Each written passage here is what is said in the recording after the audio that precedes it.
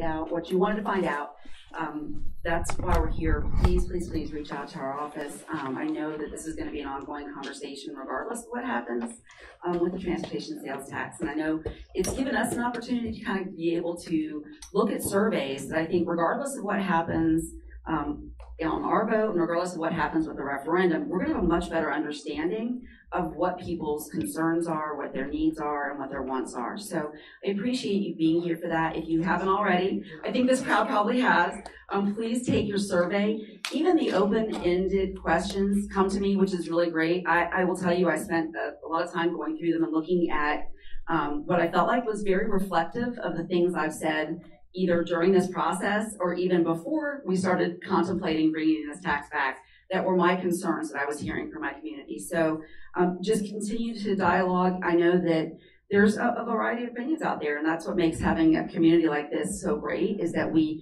I think, can all come with those ideas and then find places where they work and compromises that really get us all to a much better place. So thank you for being here. We're going to go ahead and I think start with, we are so fortunate, obviously, to have our Orange County Sheriff's Department involved in almost everything we do at all times. I don't know if I could pull off any school function, anything at all without their help and support. And I know that everyone sleeps better at night having you all in our community. So I want to take the time to bring them up and hopefully give a chance to introduce themselves. Thank you. Thank you, Commissioner Wilson. I appreciate you allowing us to be here. And how's everybody doing after this nice, beautiful Easter weekend? I'm Lieutenant Chris Dillon with the Orange County Sheriff's Office. I've been there about 21 years, and I'm representing the Sector 3 Patrol on behalf of Sheriff John W. Mina and the 2,700 men and women of the Orange County Sheriff's Office. Thanks for having us here today. We basically come to these meetings, which is great to see this outcome. Some meetings we go to, there's maybe 5 or 6 people, so this says a lot for your community and everybody being here. We come here to address any issues or lawful issues or concerns that you guys may have within the community, and we work in partnership with Commissioner Wilson to make sure her district is safe, as well as the Sheriff's Office, to make sure we can do and attend these meetings and address any issues that you guys may have for us. So I know everybody always has issues with traffic concerns and how we deal with the traffic concerns, and I apologize if you all can hear the radio. Lieutenant Melissa Harrelson is also here. I'm sorry, I almost left out. She'll slap me later for that. But we're working until 5 o'clock in the morning, so we're the night shift watching areas. We oversee the whole sector. But once again, traffic, speeders, that's always a concern. So later, if you guys got any concerns on how we address that, we're always addressing that. Traffic concerns and speeders and racers have been a constant problem with the Sheriff's Office and the communities since I started here 21 years ago. I've been in law enforcement 25 years. They've been a constant pain in our butts for 25 years. So if we're always addressing them, making arrests and stuff like that. So we can address that if you all see fit. Burglaries in the area and within the district. Some of our things that we always push out as far as the crime prevention and the community relations aspect is to, if you guys have access to your bulletin boards within your communities or newsletters, just please remind people to lock their cars, because a lot of times, I'd probably say 75% of our burglaries are people these kids checking doors. If they find the open door, they grab wherever they can. So we see an increase in that. So lock your doors is very helpful to us. The Sector 3 that we patrol is like Pine Hills, a portion of Pine Hills, out to Dr. Phillips, out to Ocoee, all the way to John Young and Colonial area. So we have a very big sector. There is eventually some change coming to redistrict our sectors. There's 7 sectors within the Orange County Sheriff's Office. Sector 7 is farther out by Disney, but it's in the making still. So technically right now we have 6 working sectors, and they're about to rezone some of those sectors. So eventually this district won't have much of Pine Hills at all, to be honest with you. I'm not heartbroken. There's a lot of good people that live in Pine Hills, but we get a lot of crime from Pine Hills as well. So unless you guys get any questions for me now, by show of hands or whatnot, I'll turn it back over to whoever's next to speak, and then we can always come up at the end and address anything. Yes, ma'am. If a neighborhood, so there's Lakes of Windermere, if we want to have like speed monitored on Overstreet Road, how do we go about requesting that? Right, so her question was if she wants some traffic monitored, right, on Overstreet Road and Windermere area.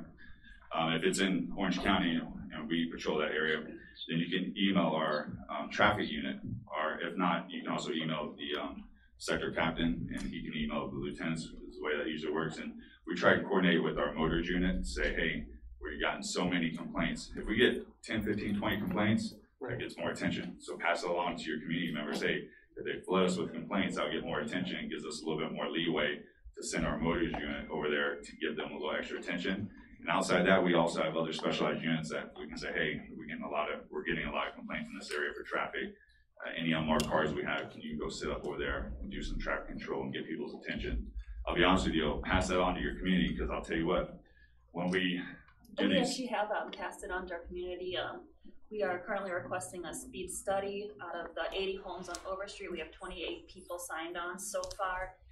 We've had 2 major accidents in the past month, and on the road that's supposed to be 30 miles an hour, people are going well over 50. We have 3 mailboxes missing, and including 2 oak trees that have stopped cars from coming into the homes, including my own home, which my neighbor's oak tree protected my house from being hit. So I mean, I know we want traffic engineering, hopefully to install some more oak trees, especially the ones that they took down already. But also it'd be great to have some law enforcement cracking down on the speeding that is occurring, specifically in that area, because Overstreet Road is becoming more and more populated because of all the neighborhoods cutting through to 535. right, did you say Oak Street or Overstreet? Overstreet Road. Overstreet Road, okay. My partner, It's Lieutenant from, Wilson's taking some notes between like for me. Tacoma I was gonna say, and 535, it's Overstreet. It goes past, the Beck's Blueberry Farm. It used to be, a little bit more rural, but there's been 5 neighborhoods built, probably in the past 10 years of the 13 I've been here, and it's just becoming more and more populated, more and more of a cut through, and people are just speeding. Also, your traffic engineering, I know they haven't replaced a 30-mile-per-hour sign that's been down for well over a month. I had talked with someone from Highway Patrol. They said they would get in contact with traffic engineering, and it just hasn't happened yet. So we're trying to they are here tonight, so that's the good news. Okay. So they're, the good thing is, and I think that obviously anytime we're seeing that type of danger, to have that multi-pronged approach where we've got enforcement, we've got design considerations, where we've got a study going, because some of them are going to be, quicker things that we can maybe try to implement, and then some longer term to try to make sure that we don't have to have somebody there, right? That we've established that it's not a cut through, that you're supposed to be able to hit top speeds on. That's not what it was designed for. And if there's something wrong with the way that design is now, and it looks like it should be designed for that, then that's where taking a look at that study and figuring out a longer term solution. But the good thing is having everybody in one room, at the very least, will give us a way to make sure that we have kind of that check mark of because Overstreet's also where the new Wickham Community Park is planned, and of the 28 neighbors I've spoken with, no one feels safe walking their dogs. No one feels safe with their families out on that street. So we're not really sure who this new park is designed for. If people are afraid to walk to it, that's the local thing. neighborhoods. That is a county park. So that it's all got to be considered in figuring out how to make that a safe thoroughfare for families. Literally the most residential area you can imagine. There's not a mixed use in there, so there's no reason for people to be flying through there like that. So I'm sorry that you're having to struggle with this, but at least hopefully with the right collaboration at the right time, we can get some things quicker than others, and then there's probably obviously things we're going to take a little longer. In the meantime, my partner's written that down, so we're going to see how we can address that. But that being said, I was just told I messed up the program already.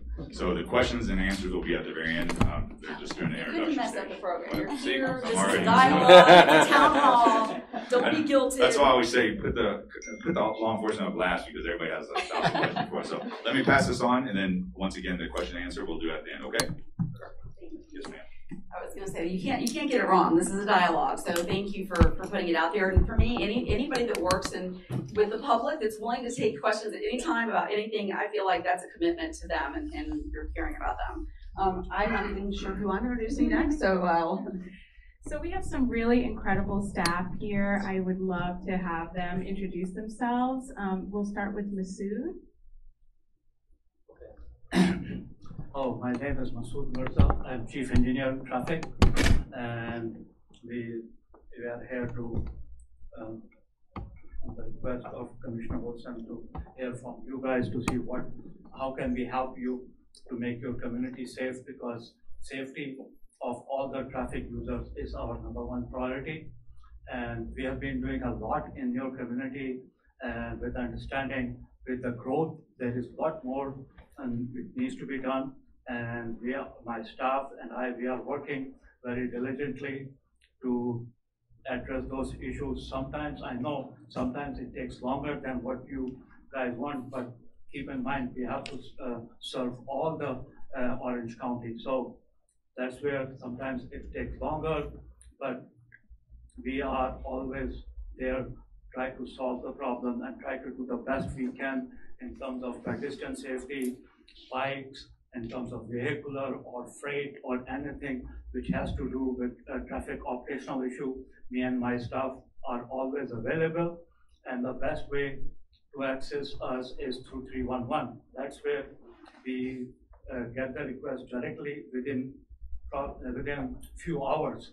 So I would encourage you to continue using 311 to access not only us, but all the departments throughout the county.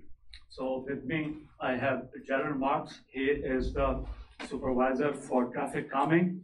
And do you have something to say? So good afternoon. I'm Gerald Marks, project manager for traffic calming, maybe the most popular guy or unpopular guy, because we understand that you have a lot of issues with traffic calming. I heard one of the residents speak about the Overstreet. So we have a consultant on board, HDR is the consultant name. They just completed a comprehensive study to do an overall look at the Lakeside Village area and part of Overstreet, well, the entire corridor of Overstreet there.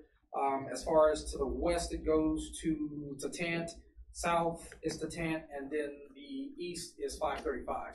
So we're looking to schedule a community meeting where we can talk about those issues, because it's bigger than what we have here. So you said the speeding, yes, there were some observed speeding, in essence, over 70 miles an hour, I think the report put, and it's posted at 30 miles an hour. Yeah, and so the it's curve just I live bad on driver is supposed behavior. to be 20 miles an hour. It's supposed to go from 30 miles an hour to 20 miles an hour.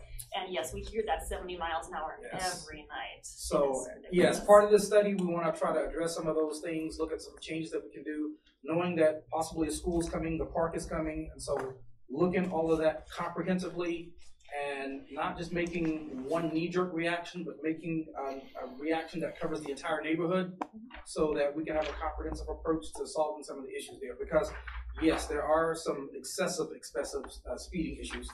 And then I think I got from one of the residents the accident that happened last month. I believe it was a speeding car. Yep. So are you Miss Kims? Yes, I am Yes. Miss So Kim's. The Tesla so I did exploded send- right in front of my house. Yes. Yes. So I did send that email to our consultant that was working on it, and so that he did incorporate that as part of the presentation to show some of the excessive speeding in the area. Pictures Especially, yes, especially around that curve. It's kind of looks like there was a sinkhole there that the developer tried to avoid, and kind of. So yeah, there's some solutions that we have. We definitely want to get your feedback. We don't want to just say, hey, this is what we have. We want to present to you kind of what we have, kind of get your feedback, since you are the ones that live there every day and drive that road. So we can probably get some feedback from you and say what, and figure out what will work and what does work for your community. So working with Hannah, there she is in the back. So as soon as we get the plans for that community meeting, we'll send out flyers, notifications, and all the HOAs will be in that area, the Lakeside Village. We'll kind of put that together, and so we can hear your concerns. Thank you. Yeah, perfect. I was just going to say, I mean, obviously this was sort of a broader a meeting and gathering, and I really have to, I can't believe I got started without thanking Linda Sibley, who's standing right there, who has been this kind of amazing coordinator and community advocate for all things safety, pedestrian safety, bike safety, and making sure that as Horizon West grows and changes and finds its sense of self, that we're not forgetting about everybody trying to get around in every way that they need to be able to get around. So thank you so much, Linda. And then I think Renzo, if you want to Renzo's been on the hot seat more this last month, and thank you so much, Bree. It's my pleasure to be in the hot seat. My name is Renzo Nastasi. I'm the Transportation Planning Manager. Lee is handing out some fast facts on the sales tax as well as some survey information, so please take a look at that. And I look forward to your questions after the presentation, so thank you for being here. Okay, I was gonna say, I think that was it, unless I'm missing something, but if not, like I said, this is a fairly informal so that we can get information out and questions answered. So I think this is an overview, right, of the, All the villages and the major transportation. okay, perfect, here we go. Thank you. Is Hannah clicking or you are? Okay. So again, let me stand over here so I can see the screen. Thank you again for inviting us this evening. So this first presentation really has to do with the major transportation network in Horizons West, and more specifically within the various villages in Horizons West. So we're really going to be covering the county roadway projects that are currently underway or planned. I'm sure many of you are familiar with the CFX improvements that are planned and underway. And also just making sure that you all know that we are coordinating with Lake County on connections that are being planned, and to ensure that we're all both on the same page. Next slide, please. So as I mentioned, we have, I'm sure you're familiar with Village H, Village I, the town center, and then we have two standalone projects that the county is undertaking, and that is County Road 545 on the north end, very north end between State Road 50 and the Turnpike, and also working on Schofield Road. So I'll just go through the various improvements as they pertain to the individual villages. So starting with Village I, County Road 545, this is a public-private partnership. It entails the widening of 545 to a 4-lane section from existing 2-lane to 4 lanes. And essentially, we will be widening from New Hartsog Road to Water Springs Boulevard. This project entails 6 different segments, which includes Flemings Road. So Flemings will extend from 545 to the Lake County line. And we're, as I mentioned, we are coordinating with Lake County on that connection on their side. The preliminary study is actually completed and was approved by the board last week, or 2 weeks ago. Losing track of time a little bit. So the next steps are going to be the design, the rights of way, and finally the construction of these projects.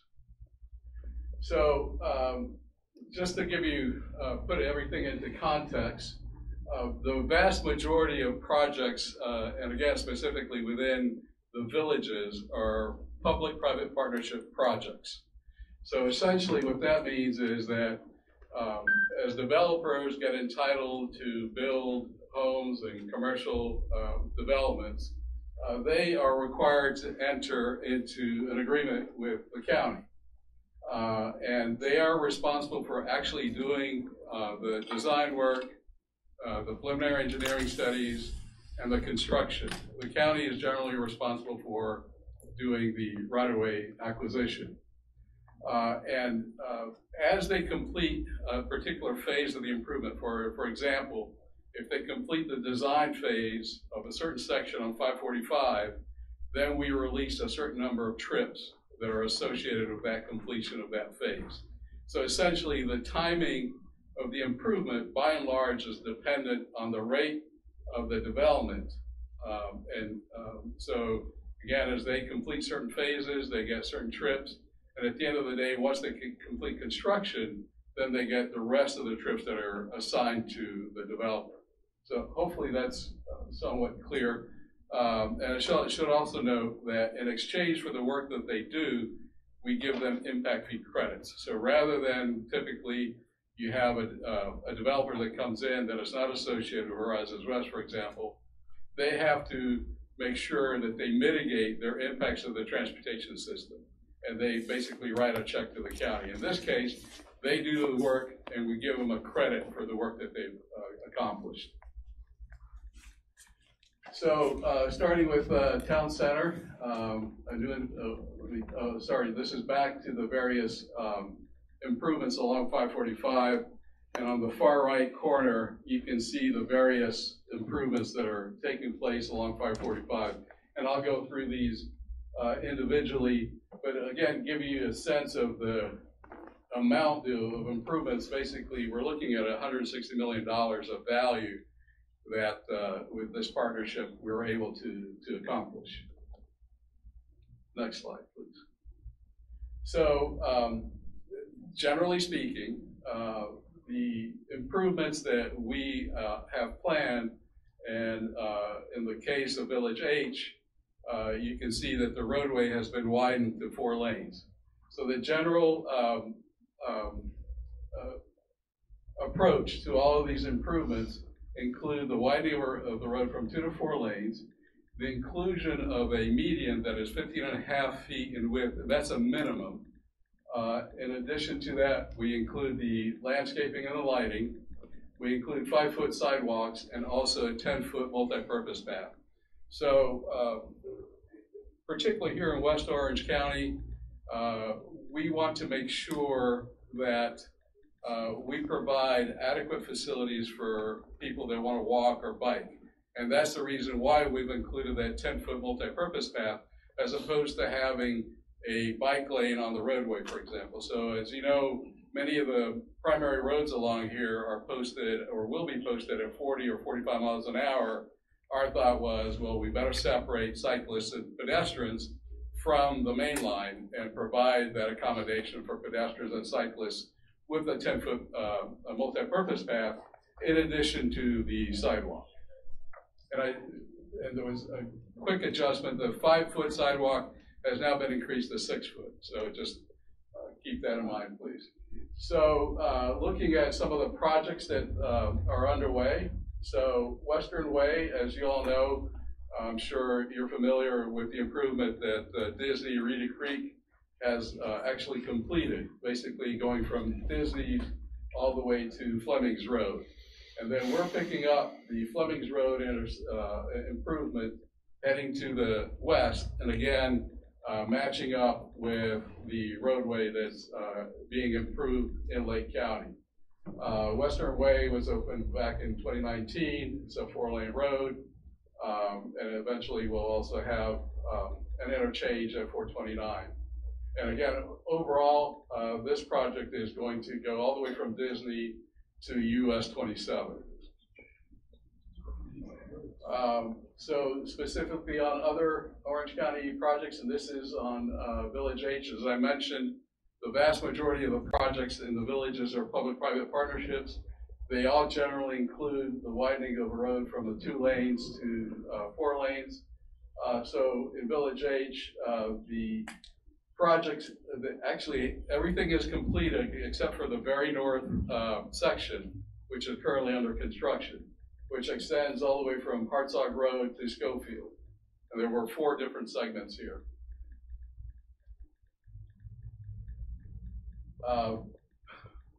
Town Center. Again, public-private partnership. This is again an improvement on 545, 4 laning. As I mentioned, the vast majority of our projects entail that 4 laning. There are 5 distinct segments, which include New Independence Parkway widening, and the preliminary engineering study is currently underway. So when I say preliminary engineering study, basically is validating the need for that improvement and determining the rights of way, all of the drainage requirements, the signalization, and so forth. So that's the first step in identifying the need and then also recommending a specific improvement. So this is 545 South. This is one of those standalone projects that are not associated with a village or a public-private partnership. This project extends from Horizons West down to 192. Again, same typical section, 4 lanes. We've actually just completed our negotiations with the consultant that will undertake that preliminary engineering study for us. And again, that'll set the template, if you will, for the type of improvement that will take place on 545. And again, we want to make sure that we're consistent along the entire corridor. So basically, you'll have the 4-lane section. It'll be 11-foot wide lanes. It'll have landscaping. It'll have lighting. It'll have the drainage and so forth. Schofield Road. This is a project that is in our long-range plan. There is not a study underway right now, but it has been identified in the long-range plan. And this is another one that we've coordinated over many years with Lake County.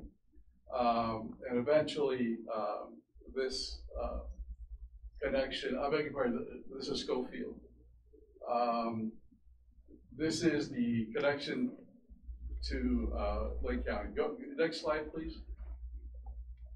There we go. All right. This is the Orange Lake connector. It's a 5-mile section which will extend from US 27 to 429. The project development and environment study has been completed. The design is underway.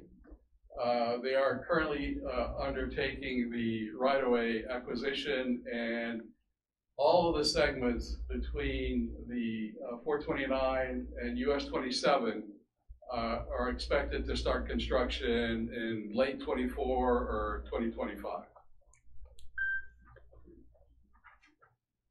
Wellness Way, this is another connection between Orange and Lake counties. And again, this is a connection to US 27. And you can see here all of the connections that we've identified in our long-range plan or projects that are being pursued by the Expressway Authority. So you can see Wellness Way, Schofield, Sawgrass Bay, also known as Fleming's on our side, and the CFX Lake Orange connector. These are all projects that are in various phases of development. And again, want to emphasize that they've all been coordinated with Lake County. So that was a very quick overview of the various major transportation improvements in the Horizons West area. You want me to proceed on to the sales tax? Yeah, I mean, okay. All right. Yeah, and we'll just do questions. Fine. So a couple things I just want to mention again. Lee did hand out some fast facts or often asked questions on the sales tax. There's also a survey handout. Please do read it, and please do fill out your survey online. And again, a lot of this information is on the county website. I have probably a quarter of the overall presentation that is online and that was presented to the Board of County Commissioners. So just to give you a broad overview, and also just let me just mention that I'm just providing the findings of the study. I'm not advocating for the sales tax. That's somebody else's job. I'm just providing you the information that we've provided the Board of County Commissioners. So with that, just to give you a broad overview, of course, Orange County has a population of over 1.4 million residents in the county, and that's an increase of 25% since 2010. I should also mention that we have 500,000 people every day coming into Orange County from other counties or coming from the airport. So that's a large number of folks that are not necessarily residents that utilize our roadway system in Orange County. We have the 5th largest population in the state. Land area is nearly 1,000 square miles, 13 different municipalities. And then should also note that 87% of the people reside or work in Orange County. And again, all this information is online. So as you may know, Mayor Demings initiated the sales tax proposal back in 2019. We had conducted at that time 7 transportation listening sessions, basically went out to communities and provide them with information, and that included a number of community engagements. We received a lot of our comments or recommendations, and then we also had a transportation survey at that time. Now, this is an important point because the projects that are identified and were identified in our transportation report, our needs report, if you will, derive from the comments that were provided by the citizens. So this was not a top-down process.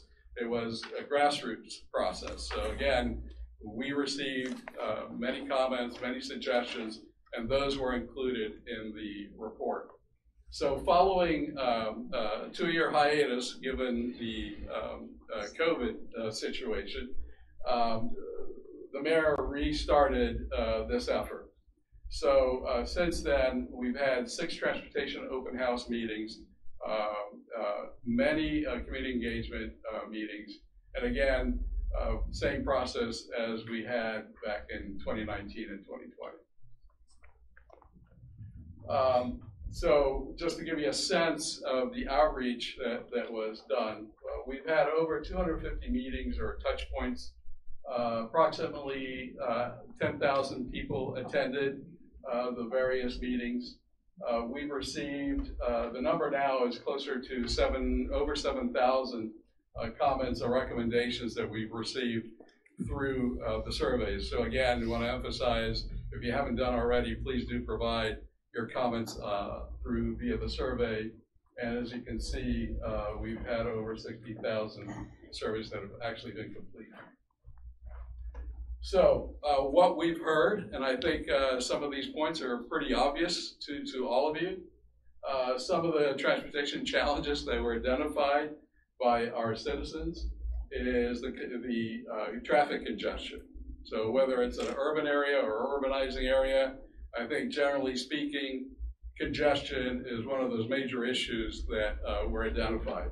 In addition to that, and related to congestion, of course, is the cost of the commute. So if you're in congestion, you're stuck there, you're spending more time, more gas to get to your work or home or wherever your destination is. The other issue that was brought up very frequently is the issue of bicycle and pedestrian safety. And I'll give you a little bit more detail on bike ped safety in a little bit. And in addition to that, transit was also a very important topic that was communicated to the county.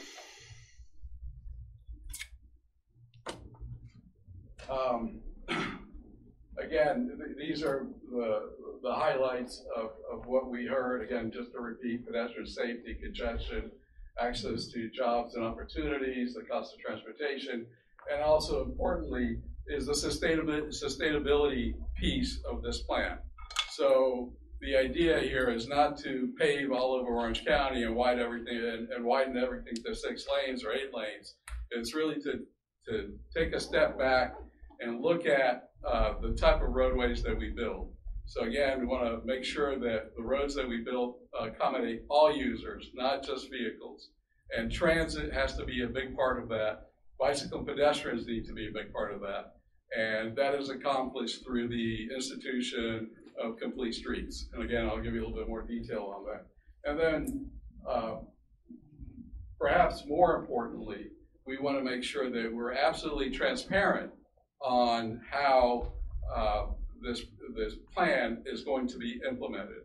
So there are a number of committees, and of course the board, that will be involved in reviewing and making sure that the projects that have been identified in the plan are undertaken and that they're done in a timely manner and within the budget. And I'll get a little bit more detail on that in just a few minutes. So you may ask, well, why do we need a sales tax if, in fact, there's a new transportation bill that was just approved by the Congress and signed by the President of the United States. So the total infrastructure allocation to actually it's Florida, over the next 5 years is a total of $19 billion. So that's all of Florida. And in our study, we've identified a need for $21 billion. So obviously the math doesn't work there. So the actual allocation to just Orange County will be a fraction of that $19 billion. So I just want to make sure that, you know, the infrastructure bill is certainly an important piece of the overall plan to improve our transportation system throughout Florida, but it does not address the needs that we've identified for Orange County. So then what other revenues could be utilized or what are in place that could be used in lieu of the sales tax? So we have a gas tax that is currently in place. If we were to utilize the remaining pennies that we have for the sales tax, for the gas tax, it would generate an additional $25 billion over what we generate today. So basically, you'd have around $45 million or so a year. I need to emphasize that gas tax, by and large, in Orange County are used for maintenance. Not some portions, a small portion is used for roadway improvements, but the vast majority is used for maintenance. So if you have to resurface a road, do some pothole repairs, and so forth, those are the type of dollars that we currently use, the gas tax dollars, to make sure that we have our system in good repair. Impact fees, as you may have heard, we just basically doubled the impact fees that we charge developers. That would generate approximately $44 million a year. One thing to keep in mind about the impact fees, they can only be used to mitigate impacts from new development on the transportation system. In other words, you can't go back and fix a deficiency that pre-existed. In addition, we can't use impact fees, at least under the current structure, for transit and certainly not for maintenance. So again, I just want to note that. We have a series of restricted sources, and that would generate approximately $24 million. If we were to increase the millage on the tax that people pay on their property, that would generate approximately $161 million a year. And then finally, the sales tax generates $600 million a year. So remember that overall total that I alluded to earlier, basically we're looking at $22 billion worth of needs. So realistically, the sales tax is what is necessary or would be necessary to fill that gap. So again, the estimated revenues, we're looking at $600 million annually. As I mentioned earlier, the sales tax has good flexibility in the sense that we can use it for traditional transportation improvements, reconstruction of roadways to complete streets. It also pays for transit services, as well as the operating and management of our infrastructure. I need to note that the sales tax only applies to the first $5,000. So if you buy a car for $25,000, the tax is only on the first $5,000, not on the entire amount. And again, I want to emphasize that it's a little cut off, but the sales tax does not apply to groceries, medicines, prescription drugs, and so forth. So again, the use of the tax is limited.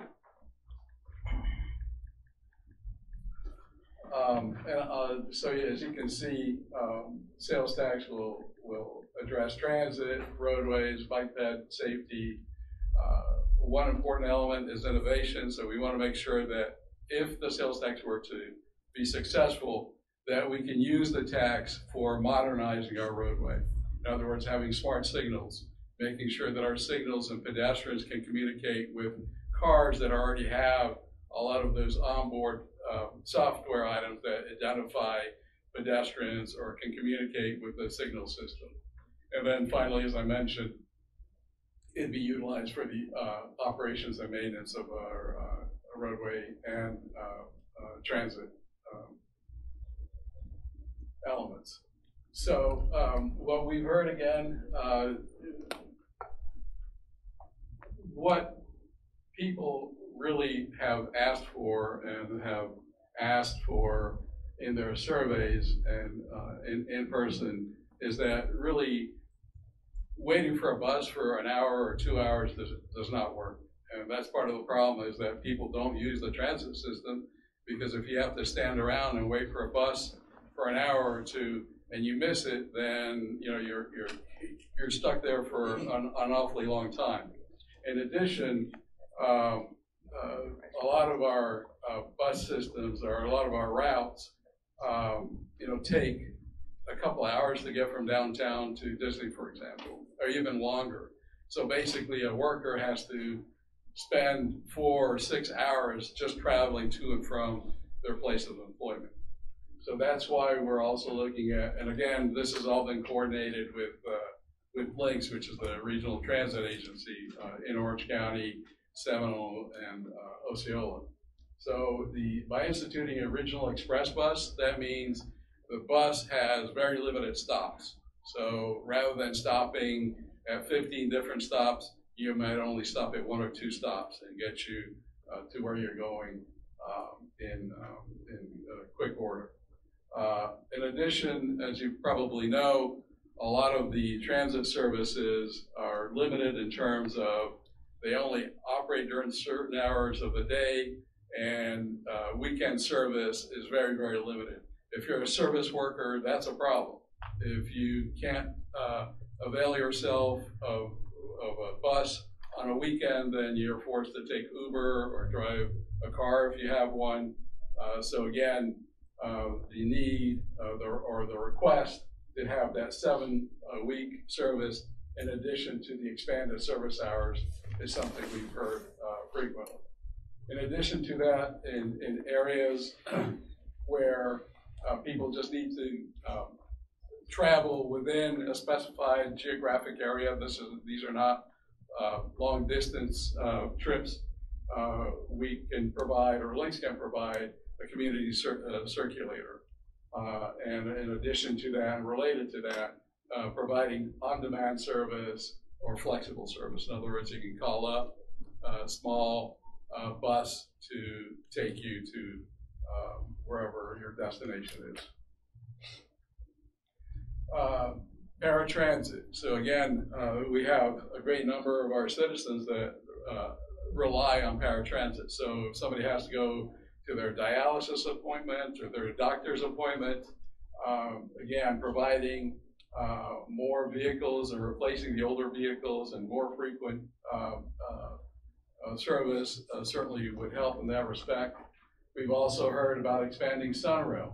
And again, same theme here is providing more frequency, evenings and weekends. So rather than having, a 1 hour frequency at off-peak, that could be improved to 30 minutes. And again, providing that weekend service is important.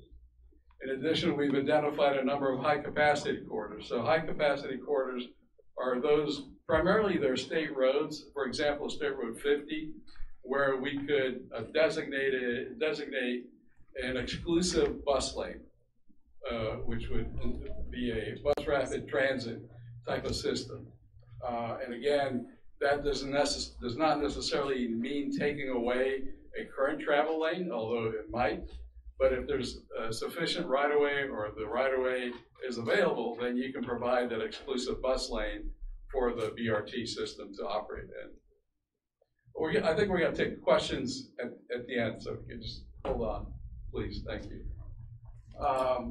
So with the sales tax initiative, we're looking at the potential of adding 241 new buses, and again, the expanded service, 12 new transfer stations. I mentioned the frequency, the paratransit enhancement, the high capacity and priority corridors like State Road 50, for example, the community circulators, and the flexible shared ride zones. And on the Sunrail side, as I mentioned, is providing that 7-day-a-week service, all-day service, including some potential new stations.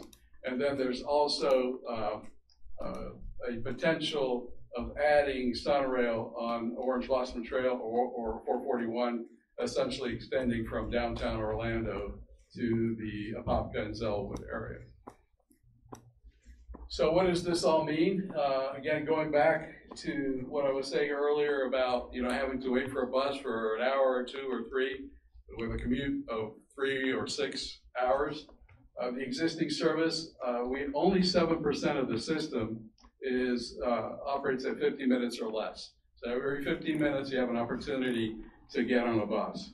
44% is 30 minutes or less, and then half is 60 minutes or more. So again, that goes back to the reliability of a transit system. So with the sales tax, basically we're inverting that pyramid where you would have over close to half of the system operating at 15 minutes or less, and then the other half at 30 minutes or less, and then only 60% at 1 hour. And that 6% really relates back to those express service buses. So you don't necessarily need to have an express bus running every half hour, but an hour will suffice. This map just really gives you a representation and a sense of the proposed improvements on our link system. Again, all of this is on the website, and basically it provides you with a broad overview of the various improvements that could be instituted with the sales tax initiative. And again, I mentioned earlier the expanded bus fleet, expanded facilities. So again, this is new transfer stations for high capacity and transit complete streets. And again, we need to have the operating and maintenance facilities to accommodate and take care of the expanded fleet. So this map again just gives you a representation of the various proposed new sites and actually some of the existing and the proposed new ones. On the roadway side, again, we've identified a number of major roadway capacity improvements. Again, this it sort of has a double meaning. So it's in some cases where appropriate and where needed, it's widening a road from 2 to 4 lanes, like 545, for example. In other cases, is retrofitting roads that are maybe already 4 lanes or 6 lanes and constructing more of a complete street, making sure that bicyclists and pedestrians have safe passageways, that there is, if there's a bus operating on that roadway, that they have the ability to stop, load up folks without having traffic back up behind them. So providing sort of that complete street to ensure that all users are accommodated on our roadway network. I had mentioned earlier the transportation technology, and again, this goes back to making sure that we upgrade our transportation system and we construct modern roadways. Again, this has to do with signalization, for example, preemption. If you have an emergency sheriff's office or ambulance or whatever, as they approach the signal will turn green to allow them to proceed. And again, they can also work with buses, for example. So again, it's upgrading the entire system. Intersection improvements. So intersection improvements are really important in the sense that the problem may not necessarily be on the main line. In other words, the intersection is what blocks everything up. Either the signal's not working or you don't have the right turning lanes. So by just fixing the intersection as opposed to widening the whole road, that really will free up traffic and make it much more efficient. And I mentioned the new traffic signals. So again, just to reiterate, want to make sure that we provide mobility for all of our users and that we reconstruct and modernize our roads. Basically, want to make sure that, the road reflects the surrounding land uses. So the roadway configuration or the look of the road will be different if you're in a rural area as opposed to a downtown city center. So we need to be cognizant of exactly where we're making those improvements relative to the surrounding land uses. Bicycle pedestrian safety, as mentioned earlier, this is a top priority for Orange County. I don't know if y'all are familiar with the Dangerous by Design report that comes out every year. And for the last 5 years, this metropolitan area has been identified as the worst, most dangerous place in the United States.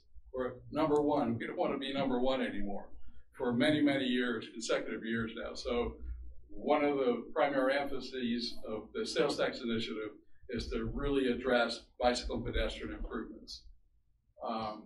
And again, we're obliged to ensure that we provide adequate facilities for folks that may be in a wheelchair. We need to make sure that we comply with the American Disabilities Act. So that means making sure that obstructions along a sidewalk or the ramps on the sidewalks are appropriate, and that the system is adequate for those folks. And this is just a statistic. This is actually about 3 weeks old, and this is just to give you a sense of the problem that we have here in Orange County. This is just Orange County. So between 2017 and 2021, there were 305 pedestrian fatalities. So again, these are numbers that you see on the screen, but they're actually people. These are folks that have been killed on our roadways. And on top of that, there have been 628 pedestrian injuries, and then bicyclists, again, 44 fatalities with 293 injuries. And when I say injuries, these are actually severe, incapacitating injuries. These are not just little bumps on a pedestrian or a cyclist. Again, just reiterating our advanced signal system technology. Just want to make sure that our vehicles can communicate with the traffic signal system, but also can communicate with pedestrians. So there are certain applications that are available today on a cell phone that can communicate with a vehicle. So both the pedestrian and the vehicle are warned when there's a pedestrian crossing the road. So you'll get an alert in your car and also an alert on your cell phone.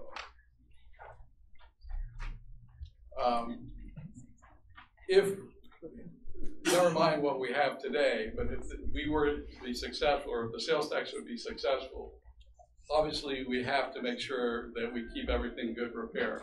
So roadway resurfacing, currently we resurface our roads approximately every 12 to 15 years. That is really getting it to the edge of when a road needs to be resurfaced. So under this plan, the resurfacing would take place every 10 years. And again, we have more increased street sweeping, road grading, and again, more, just as importantly, making sure that our drainage system and ponds are functioning properly so that we don't have flooding occur. This is just giving you, we've also coordinated with all the various municipalities in Orange County. You can see that they've submitted a list of their projects that they would like to include in the sales tax initiative.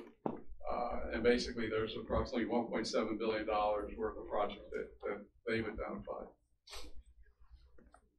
Economic impact, this just gives you a sense of what an individual would pay based on their average annual income. So if you're making less than $15,000 a day, basically you're looking at paying 39 cents per day. And then as you move up the economic scale, you can see that if you're making $70,000 a year, it'd be $1.15 a day. The makeup of the distribution of the revenue, so 45% would be allocated to transit improvements, 45% to the roadway system, and 10% to the municipalities within Orange County. I had mentioned earlier transparency and accountability.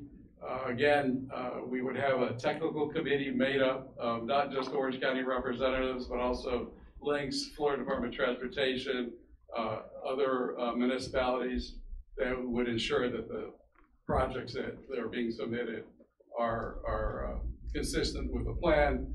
There would be a citizens oversight board that would basically coordinate with the comptroller's office. Just want to make it clear that the oversight board makes no decisions. They're just an oversight board. The only entity that can make any decisions is the Board of County Commissioners. That is the only entity. So in terms of key dates, the next meeting coming up will be on April 26th. At that point, the board will consider the decision on whether or not to place the referendum on the ballot. There'll also be an ordinance and a resolution associated with that. In November, of course, November 8th is election day, and at that point, if the sales tax is successful, January 1 is the effective date of when the sales tax gets approved, essentially. Just to close out, again, just reminding you to do your survey, fill out your survey, and again, all of this information is on the county website. So sorry that was a little long, but try to get through it. I was going to say, that was actually the abbreviated version, so thank you so much, Renzo. I know that you can probably give some of this in his sleep at this point. We have had several of these work sessions at the Board of County Commissioners, and I just want to make sure that I'm being transparent, because those are really dry, and sometimes, even though people are interested, they can't get through all the comments. I've raised and will continue to raise my concern with the fact that we understand those pedestrian and bicyclist fatalities, but we don't really seem to still see any real plan for protected on-road bike lanes. We have paint strips all over, and I think the thing we've heard overwhelmingly from people is those paint strips don't keep anyone safe, they don't make anyone feel safe. I also continue to be concerned that when we talk about improvements, it means widening. There's a lot of research out there that shows that when we widen a road, we actually induce the demand of that road, because you know, a little old lady that lives on this side of the road can't get to the store on that side of the road once we've made it 5 lanes, 4 lanes, plus a turn lane, plus another, you know, right turn only lane. And so what we've done now is required her to get into a car to get to the store, which adds another car. And so the idea of that induced demand has to come into play in the equation of widening of lanes. And I keep repeating it, but I don't, you know, just want to make sure I'm being transparent with my residents about my concern and the research that I did once I met with the municipalities. They were all, you know, I think for anyone that has spent time in downtown Winter Garden or downtown Windermere, you know that this is something that they understood. They've been, you know, both really embraced roundabouts, because roundabouts not only are a visual slowdown, they're also resilient. You can lose power and your roundabout is going to quit working. So, you know, just talking about those things as we've moved into this next phase, and knowing that that's sort of been what I was hoping to see in some of our discussions, but I know that there's so many moving parts. I was also, you know, poor Renzo got, you know, the bazillion questions from me along the way about we have got to see the roadway improvements that are slated for out here. And then we also had a separate update from Links, and sort of a, you know, built into that one was an update from Sunrail. But for me, there needed to be that cohesive overlay where any kind of roadway that we're doing anything to out now, if we anticipate that with the population growth that we know is coming from our census data, that is here from our census data, that should include transit-friendly, transit-prepared roadways. Because even now, and I know there's a lot of communities that feel very resistant to mass transit, it's because they've been stuck behind a bus on a road that never was supposed to have buses on them. And so, you know, transit doesn't work unless there's design for transit. And I think there's some pretty good opportunities, you know, especially when you think about the tourist corridor and some of the workforce housing that's happening down there, and looking for making sure if we're going to increase the road capacity, that includes some designated safe bus and separated bicyclists. It has frustrated me from day one that we've lumped cars, that we've lumped pedestrians and bikes together. So I think there are a lot of people who would not just recreate on their bike, but want to use their bike for transportation to and from somewhere. But they understand that if they're using a sidewalk, that they're then competing with a woman with a stroller, a person with a wheelchair, that a sidewalk's a sidewalk. So they don't want to feel that competition. And I know that there's been a lot of improvements in the multi-use path. But for the look at that and understanding that for a lot of people who are trying to utilize bicycles as transportation, looking for opportunities to separate that bike lane. And then, I was really frustrated to see that when they did and he's not here, so I can't really talk too much about the transit presentation we got as commissioners, but I was really disappointed to see there was no contemplation of an east-west connector on Sunrail, knowing that the east and the west of Orange County have brought all of the growth. We had 88,000 new residents in District 1 since the last census. And to me, that justifies some demand. There was some expert that got up that explained that, you got to walk before you crawl and crawl before you run. And I was like, we're just standing still. So, I don't know what that means, but if you want to come out and take a look around, and I'll show you where that population is. We've got all this great census data that we should be utilizing. And right now that doesn't seem to be coming into play, at least with that type of rail system.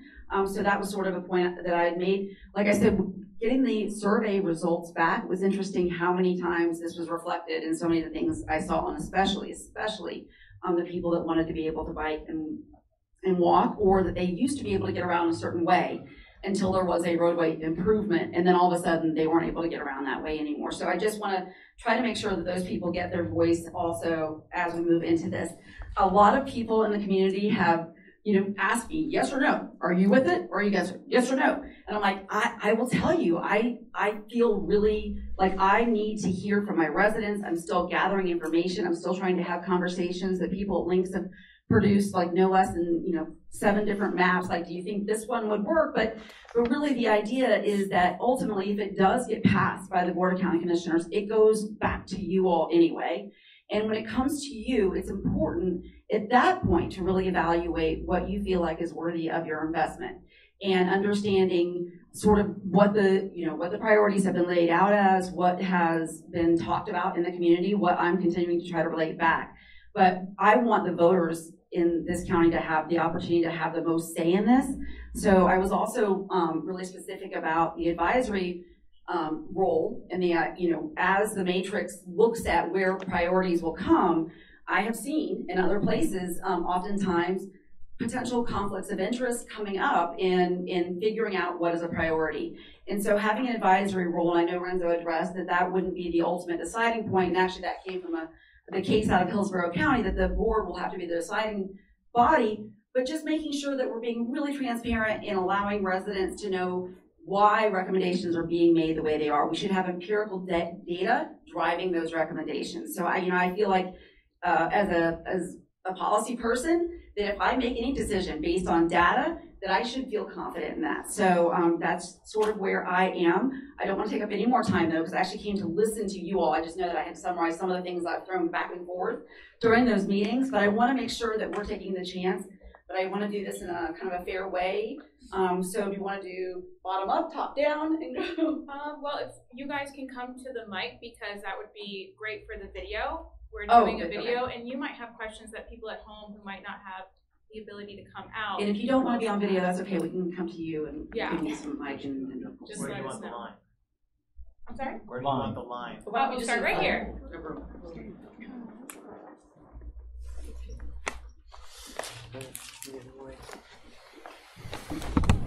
All right, so we'll say thank you for doing this. This is great. I do have a frustration though.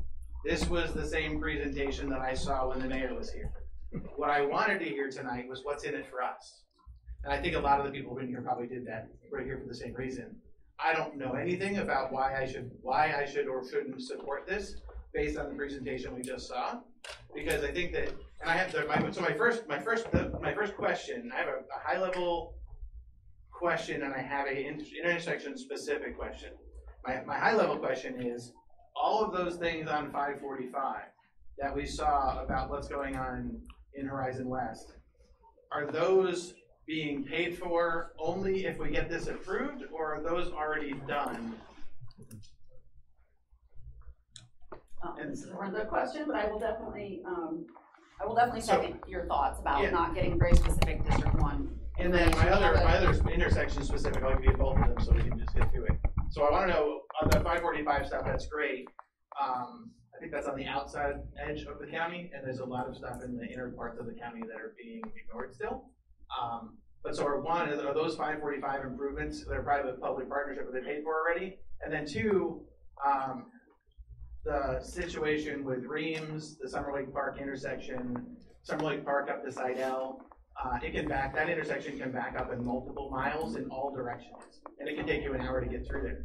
So Reams was supposed to be the final research or planning phase was supposed to be done in March of 2022, according to the original documents, but we still haven't heard anything yet, so I'm assuming it's not done, and we're already halfway through April.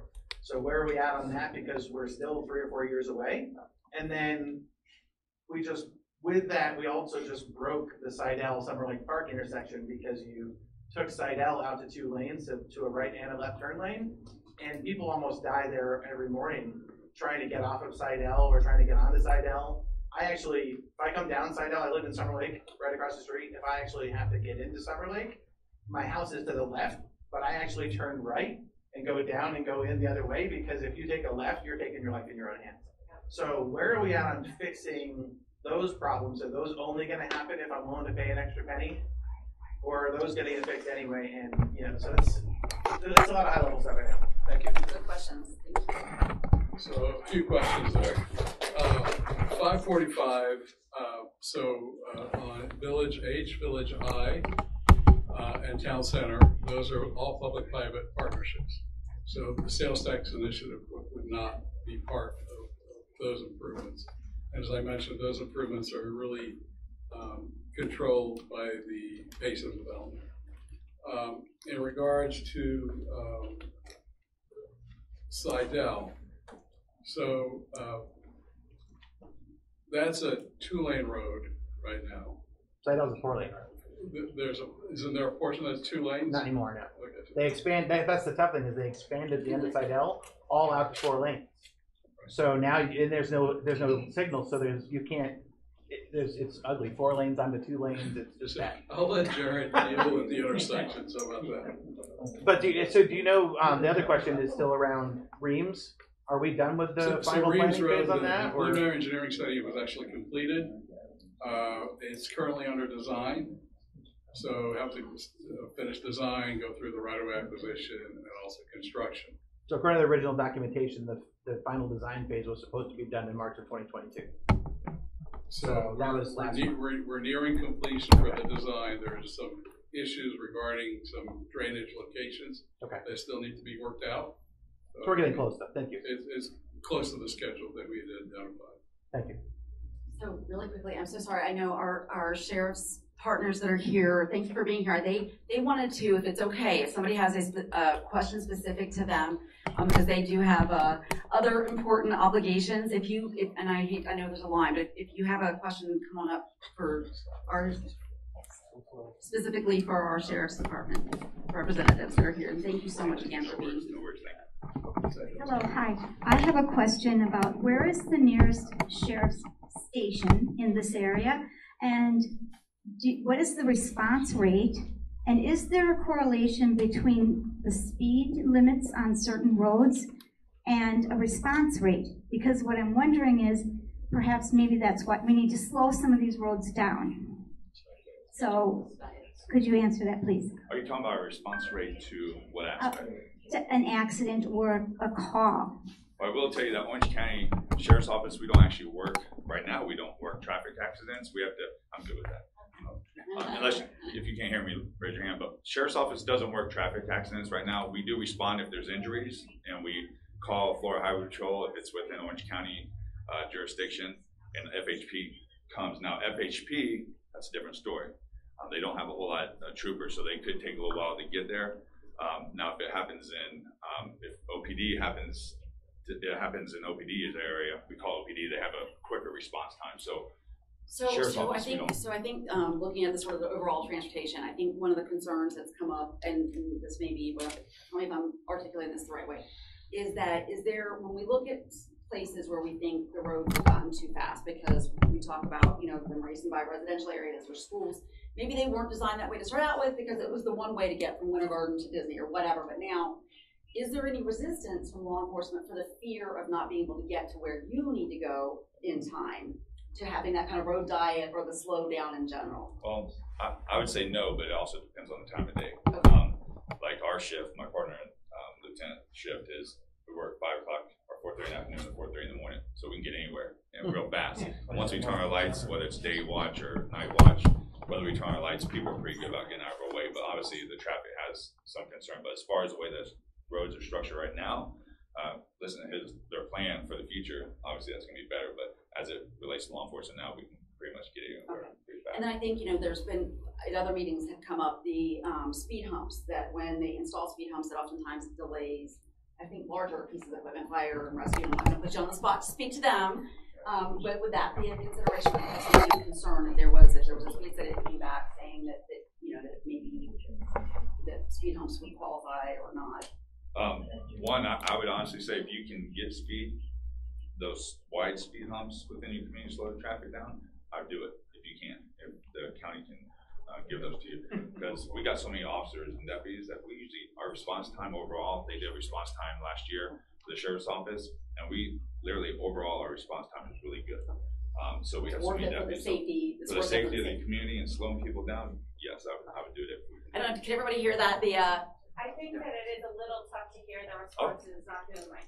Okay, so the question was a little bit kind of started out with, if there's road design that slows an area down, would that affect response times? Would law enforcement see that as an additional challenge in trying to respond?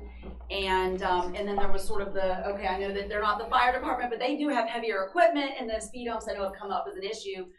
But as far as law enforcement knowing how they respond, that they feel that the safety aspect of something like that, speed control would be worthy if it was available and appropriate. All right, sorry, it would have helped if I was looking this way when I was answering. But yeah, overall, it shouldn't be a problem for law enforcement.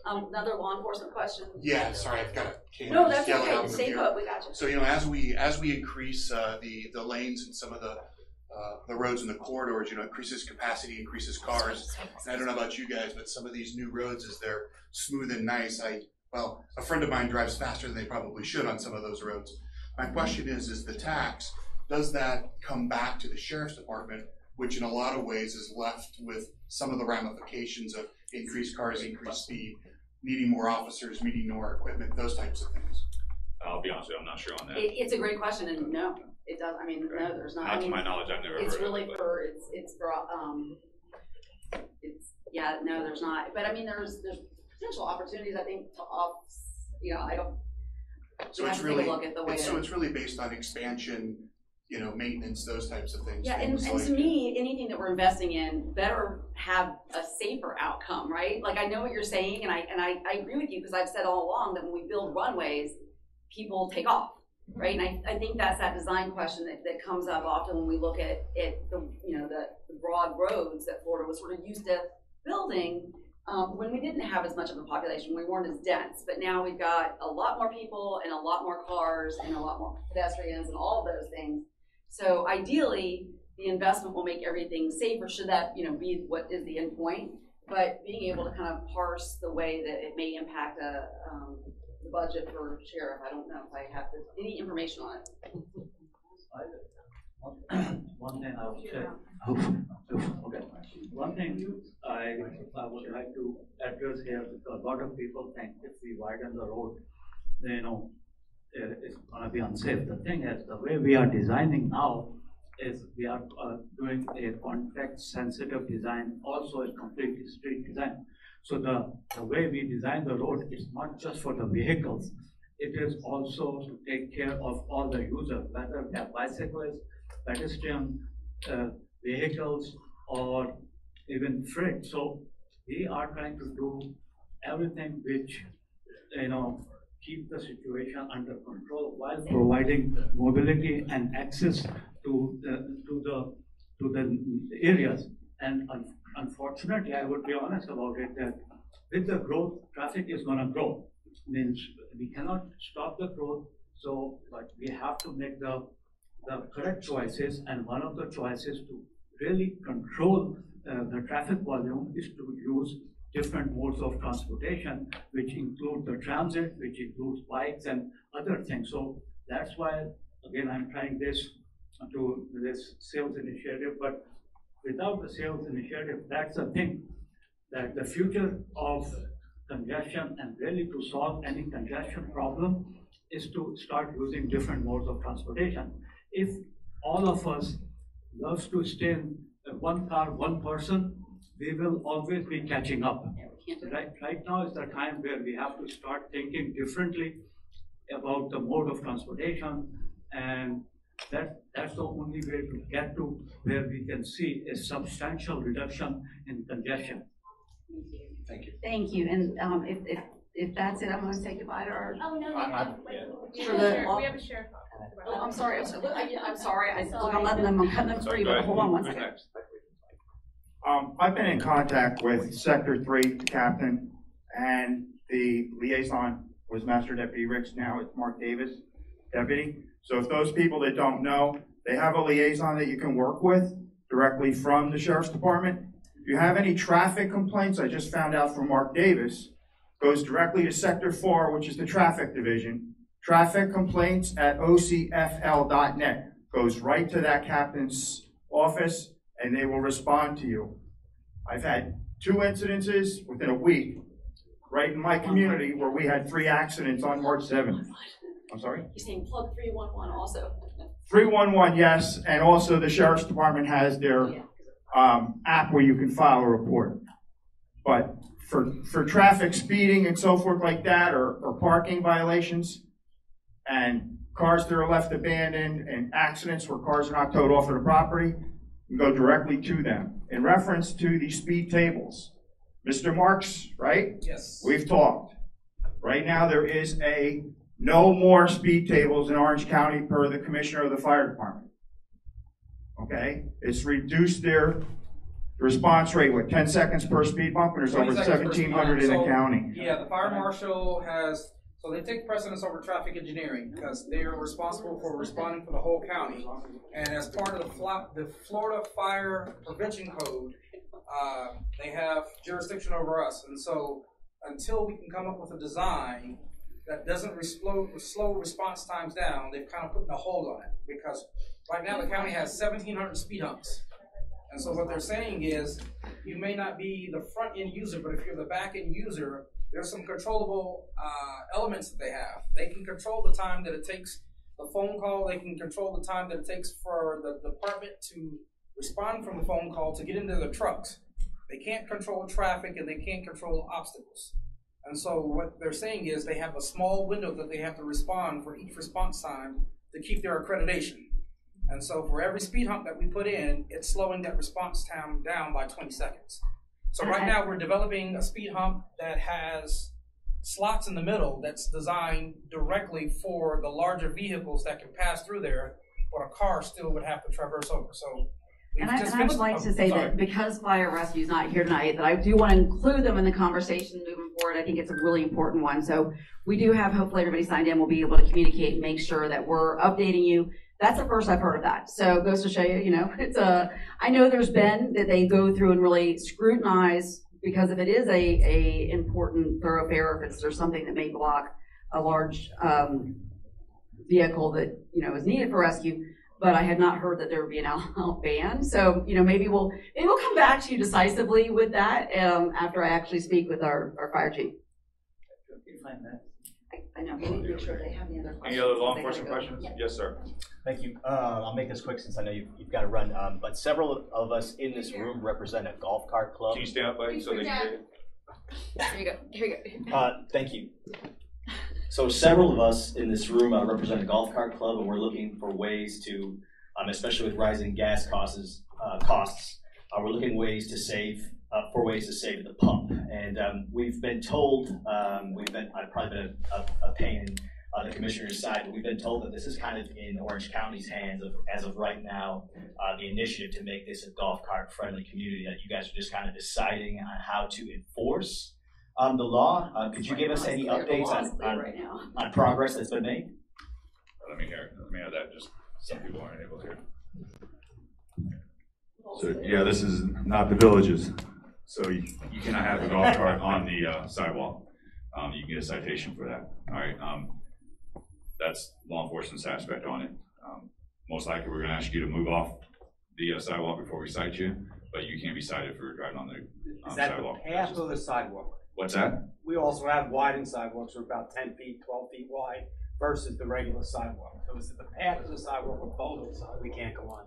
Right. You cannot have a golf cart, period, on a sidewalk in Orange County. Whether it's a 6 or an 8 or 12. 6, 8, 10, it doesn't count. The ordinance as it stands right now has a way for HOAs to go through a process for approval if the HOA works together to get that done.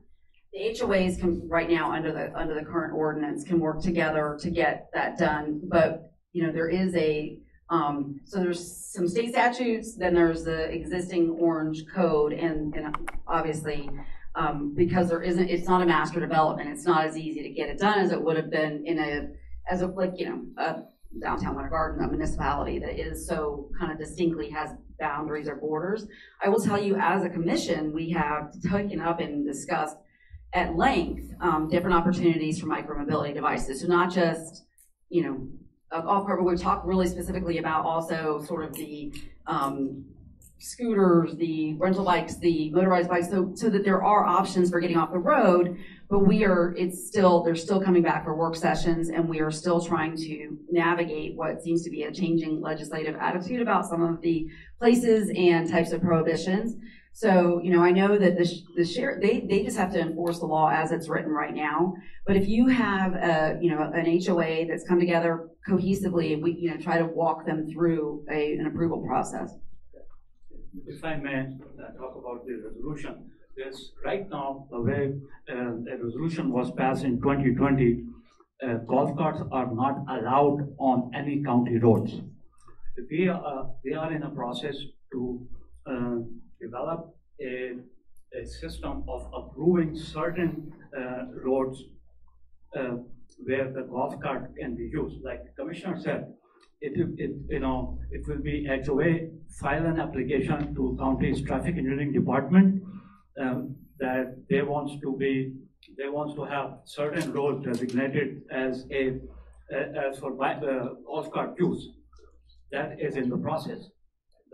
The most recent update is we had some issues with the ordinance, so we worked with county legal department and we have resolved all the issues. Right now we are finalizing and fine-tuning the process, and it will soon be available for the HOAs to apply for the roads where they can legally use the golf carts. So there's hope. I wish it was an easier thing. I thought, looking at the statutes, I'm like, there's got to be an easier way to get to this. And without it being a master plan committee, this just is kind of a moving target. But I do feel you on the gas prices. Yeah. Oh, that's okay. We're just kidding. I want to do. Yeah, my name's Linda Sibley, and I just wanted to thank everybody for being here. Thank you all. I've been pushing out this meeting for weeks, and I'm just thrilled to see that everybody's here. And thank you for asking that about the golf court ordinance. It's 2020-07, and it's been something that I've been actually speaking with them about for quite a while. It was passed under Commissioner Vanderlei, and it specifically says no golf carts on the sidewalks, period. But basically, our situation is we actually live over here in the town center. So all of the sidewalks aren't close to being 6 feet long, or wide. So basically our situation here is that you can't even walk on the sidewalk at certain times of days because of the neighborhoods. Excuse me? Please project. Okay. Some of the neighborhoods around here, you have people on their bikes and they're walking, and you have these golf carts that are coming up from behind you. And so basically that's all that we were asking for, is clarity. Is it against the law to be on the sidewalk?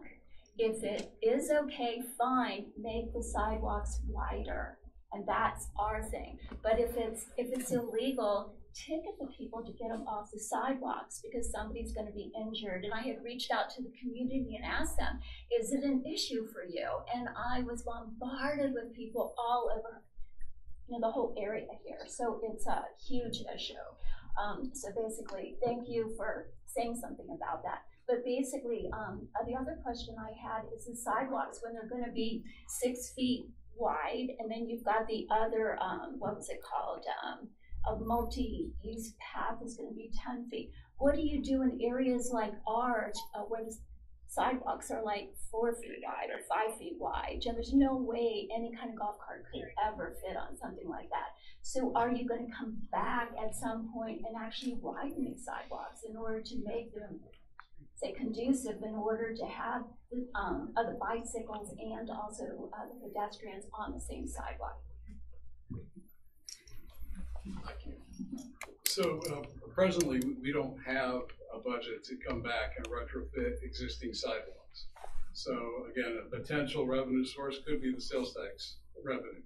But to go back, it's unlikely that we would have the financial resources to retrofit a lot of the existing sidewalks, other than making sure that they're in good repair and not cracked and so forth. But widening is basically of a sidewalk. You have to reconstruct the whole thing. You just can't add a foot or two. Do we have any other law enforcement questions? We have to get back out there. Yeah, I was gonna say, I'm sure. Thank you, guys. Thank you. Well, I was gonna say, I think, knowing that, they're so accessible. If there's any questions that come up, please reach out. We can get in touch. And thank you so much. Well, be safe. We're so grateful for you. Thank you. Can we go back to the Seidel Summer Lake Park question before I never finished my question. Okay. Before we move on to the next person. So I misspoke earlier. So I'm thinking Summer Lake, not Seidel.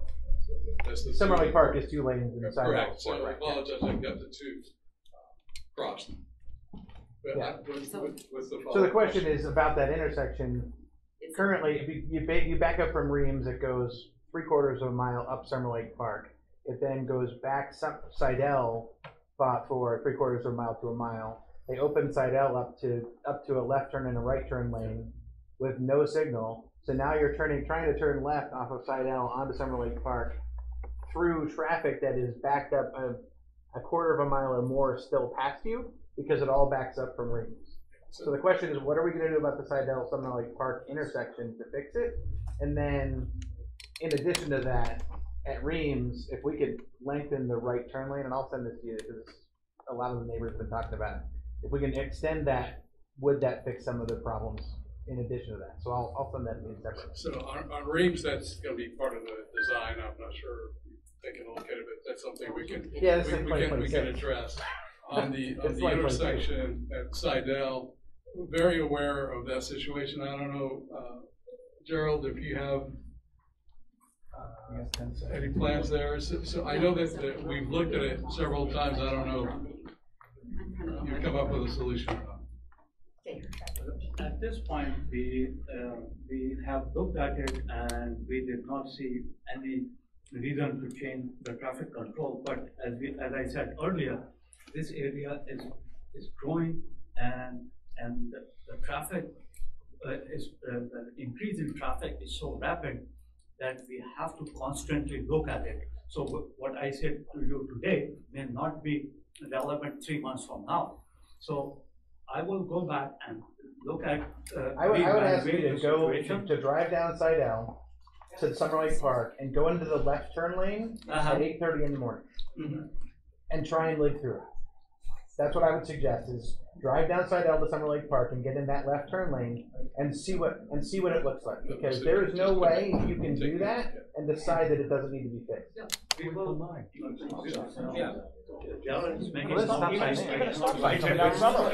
Correct? So Maybe so make a three-way stop. Yeah, make it a we've three-way stop. taken notes. So I think what we can commit to you is that we're going to take it on the fresh look. So I'll tell you. I appreciate it. Yeah, with all information back and forth. Thank you. I'm traffic engineering. I know you heard part of my question earlier. I'm on Overstreet Road. Our sidewalks were widened. I lost about a foot, 2 feet of property due to the sidewalk widening. My neighbor to the right of me, he lost an oak tree. Several of the other neighbors down the road on Overstreet, they also lost oak trees, which are protection for our homes. Is traffic engineering going to be replacing these oak trees? So I'm not with traffic engineering, but I think it's fairly straightforward. So the county does have a landscaping program, but I don't know in your specific situation whether those oak trees can be replaced or not. It depends on how close they are to that sidewalk. Because part of the problem that we have with oak trees is they damage the sidewalks. Once they get larger, the roots basically crack the sidewalk and make it unsafe. So that's going to have to be a specific case that is looked at, but certainly cannot commit at this point to saying we're going to be replacing those trees. Okay, but I know you mentioned there's going to be more and more traffic. I know you want more and more pedestrians on the sidewalk. There's no more protection for the pedestrians. There's less protection for the houses. Mailboxes are being taken out left and right. We've seen 2 oak trees protect homes from incoming traffic on a 30-mile-per-hour road where people are going close to 70 miles an hour at a time. What can be done to protect us? I think that's an enforcement issue primarily. They were here for that first part, so we definitely got that going, and I think the study is ongoing, but let's go ahead and we'll schedule a separate meeting about the trees, because that's something that I feel like if we maybe can try to get the right people in the room, I feel like there's gotta be a way to do it, especially if the whole area that had them removed is an agreement on a replacement, so, okay. You need a chair, just make sure we. Sorry, constituent services never stop. No, that's what I was gonna say about did you hear the tree question? Yes, Okay, I did. all right, so we'll just reach back out and figure out a time to. I was making sure the traffic study was like the first thing that was really concerned about this week, but, okay. Sounds good. So on the comment about the oak trees, I've got a bunch of questions. I took notes when everyone was speaking. I'll just continue on that topic there. I'm a bike rider. I ride my bike. Why are the bike lanes so close to the road? Why are they clear cut? Why can't they go through the trees in between the road and use those oak trees as protection? So that's one question I have. You want me to keep going, or you want to? Okay, I got a lot. So, we're in District 1 here, and the map showed 2 new transit routes through all of District 1. But it also showed the city of Orlando wanted 1.2 billion of the 1.7 billion. Why do I want one express bus lane going up 429 and one, I forgot what they called here, I wrote it down. Yeah, like what? Yeah, like what is that going to do for me? And I moved here in 2002. I see nothing but growth, and I see nothing but property tax increases. Property tax is increasing. The insurance is a hot mess. Groceries are a hot mess. Wages are a hot mess. Everything's a hot mess. The county's a hot mess. My wife and I own businesses. We collect on behalf of the county $13,000 a month in sales tax. We get nothing. Can't even get you to return phone calls. And you want us to start collecting more taxes and taking more taxes and taking. And we're getting nothing. We're getting an express bus lane and a flex zone. What is that going to do for us? You mentioned a lot of private, and all we have is growth. So why isn't the growth paying for itself? So why isn't the growth paying for itself? So you're talking about growth, but our code, our charter, our zoning hasn't grown with it. Like, for example, we have a society that wants to dine outside. Why do you prevent restaurants from having dining outside. Now, I know that's not your world, but I'm saying, why isn't, you're asking us to make changes, and the county is unwilling to make changes with the times, but you're gaslighting us to think that if we don't give you another cent on every dollar, we're not going to have stuff, and you showed us a map of stuff that's already approved.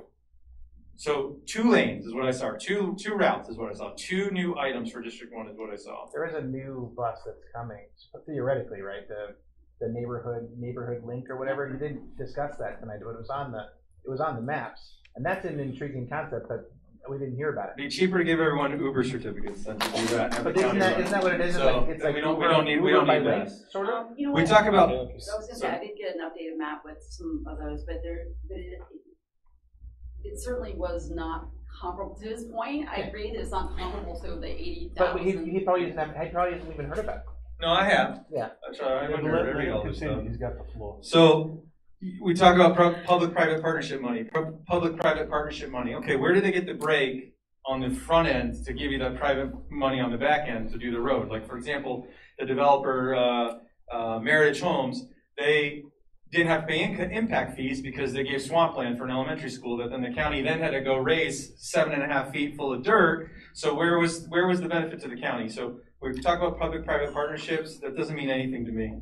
All we saw are we're the most tolled state in the country. We're the most tolled area in the most tolled state in the country. We average 17 to 21 cents per mile on tolls, and we're supposed to be impressed by a connector to Lake County, so people can go to Lake County. I don't want another toll road. I want the tolls to go down. When the turnpike was built, it was built to the people of Florida that its toll would go away when the turnpike was paid for. And now we're being gaslit again. It was just in the paper the other day about CFX, somebody saying, why is the CFX continuing to toll us when these toll roads are paid for? And we were gaslit and being told, no, you got it wrong. All they do is pay for more toll roads. So we've got the highest amount of inflation since 1982. In 40 years, we have the highest amount of inflation right now, 8.2%. Wages are not 8.2% going up. And you want another percentage from us. So I'm absolutely against this, Commissioner. Absolutely against it at this point. Reedy Creek did 1.9 miles, big deal. They did 1.9 miles. They got 198 million to destroy Crossroads Plaza for a retention pond that they said, oops, we don't need it anymore. But we all paid $198 million to destroy all of those businesses and ruin all of those jobs for Reedy Creek. And we're supposed to be impressed that they did 1.9 miles, and we're supposed to do the both ends of that 1.9 miles. Talk about consultants. This isn't the first road or this isn't the first anything that the county has ever built. This county's been around for a while. There's so many consultants, but then we're told that we're dangerous by design. What did the consultants do?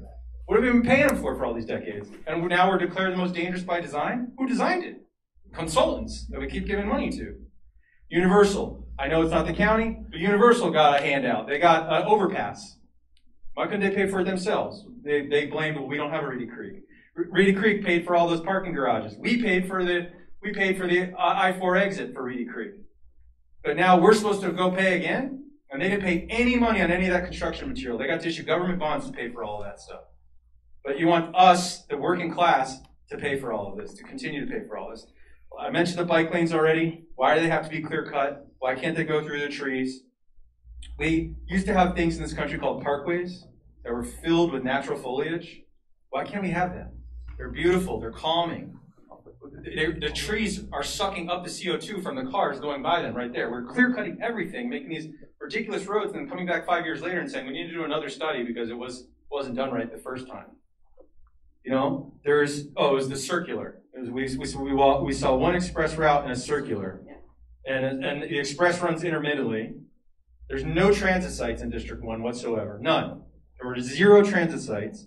And I see a Sunrail bailout. That's what I saw when I looked at that. A Sunrail bailout that does nothing for us, that nobody wanted. It doesn't work on the weekend. Yeah. And, you know, I have never seen a county vehicle that isn't well polished or within the last 3 years of it being built. My car is 9 years old. Why can't the county have a 9-year-old car? Right? So I just feel as though we are just getting excuses about delays and being told we're the problem. But none of us were included in any of the decision making. And now we're being guilted that if we don't do this, we don't give more money, another percentage point, we don't give it, we're not going to get, and we're not getting anything anyway. There were 2 lines. We're not getting anything. So, Commissioner, formally, please, no. Not now. This is not the time. Your office has heard from me and my wife a million times. We have a 90-day build-out, interior build-out that has ballooned, doubled in price because of inflation, because of the supply chain. And what do we get from the county? Oh, we need $79,000 to connect your water. You got to pay an impact fee for water because you want to use reusable cutlery, reusable dishes, reusable forks for your restaurant. But if you use plastic, we don't care if you put the dump up to the ceiling, but we want $79,000 because you want a dishwasher in your place. And by the way, you're going to be the one that's going to collect the extra percentage point from everyone. So then everyone's going to say your prices are too high, and I'm the tax collector here, and I'm looking like the robber. So I'm done with the county coming in my pocket. I'm done. I don't want this. It's not doing anything for us. Tell Orlando to go get their own damn tax. We're already paying 47 cents on the gallon between federal and state gas tax. What's the county percentage rate? It's 32 cents. 32 on the federal and the state? It's total. With the county. Okay, city. 32 cents. So my gas should be $3.65 instead, right? Why isn't that doing it? We see all of these rental cars with Tennessee plates. Why aren't we enforcing that? Why aren't they paying fees to us? Orlando Airport, all the rental cars have Tennessee plates. Why don't they have Orange County plates? Why aren't they paying, right? I'm sorry. You can tell I'm passionate. I don't take it out on you personally. That's why we're doing this. But I'm sorry. Get out of my pocket. It's not doing anything for me. It's not. Our schools, we gave the county another 10 or 20 years on their half a cent. They asked for it for 10 years, we gave it to them. They asked for another 10, we gave it to them. And we got 13 portables over at Whispering Oak for the 3rd grade. For just the 3rd grade. So now, what are they doing, right? And we're just being told, oh, there's no land for a middle school. You didn't think of that beforehand? So I'm done with the different departments getting in our pockets and not respecting us and how hard we work. It is very easy to spend other people's money. It's very easy to spend other people's money. And it's very, very, very difficult as a business owner to try and make $1 these days. So there's my 2 cents to see you looking at your watch. So thank you. No, I was going to say, I so appreciate, this is why we're doing this. I mean, listen, it's why we're doing this. We're doing this so that we can get everyone's thoughts, feedback, opinions. Sometimes seeing that cross-section of frustrations is so helpful because, we sit in that meeting room and you look at an agenda and you realize every single decision that's made is affecting someone somewhere and somehow. I just wish everybody sitting there could hear all of the residents instead of, each kind of pocket of people. But it was really important information. So thank you for sharing that. I don't know. I'm available for as long as you want me to be here or we can stay here. So I don't know if you want me to address the questions or write a response or whatever you like. Do you want? That's up to you. I want to respect everyone's time. We've got families at home and we've got jobs to go to tomorrow. I can go afterwards. Okay, let's do that. Since there's, I know there's. Well, I'd like to be. If we're going to address it, I want it to be on the record. I don't want. Come on, let's do that. I don't want to have a one-off on the corner. Do Wilson, running into Byron's clock, fast talk. So again, thank you for all your questions and for your passion. So when I came up initially, so I'm not here. The staff is not advocating it. It wants to say self. The mayor is. I understand, but you said, anyways, just want to make that clear. And we have put a plan together based on the input that we've received from citizens. So on the bike lanes, why don't we have meandering bike lanes going through, Yeah, why don't we have a path of trees between the road and the bike? Try to answer you. So that would require additional right-of-way. So with the cost of roadways today, if you're adding 1 lane of roadway, that's over $3 million per lane line. So if you're acquiring additional right of way, that's a huge impact on the cost of the improvement. So again, the bike lanes typically, the multi-purpose paths or the sidewalks are typically not adjacent to the curb, but there is a utility strip, typically 3 to 4 feet, separating the bike lane from the curb. So that was that issue. Transit routes, as indicated, there is a neighborhood link that was added very recently. And it's not just an express bus on 417. We're also looking at State Road 50. Want to make sure that everybody understands that the plan that is in place today is a living document. What that means at the board's discretion, if the board decides they want to add more projects, then we're obligated to add more projects, whether they're transit or your traditional transportation improvements.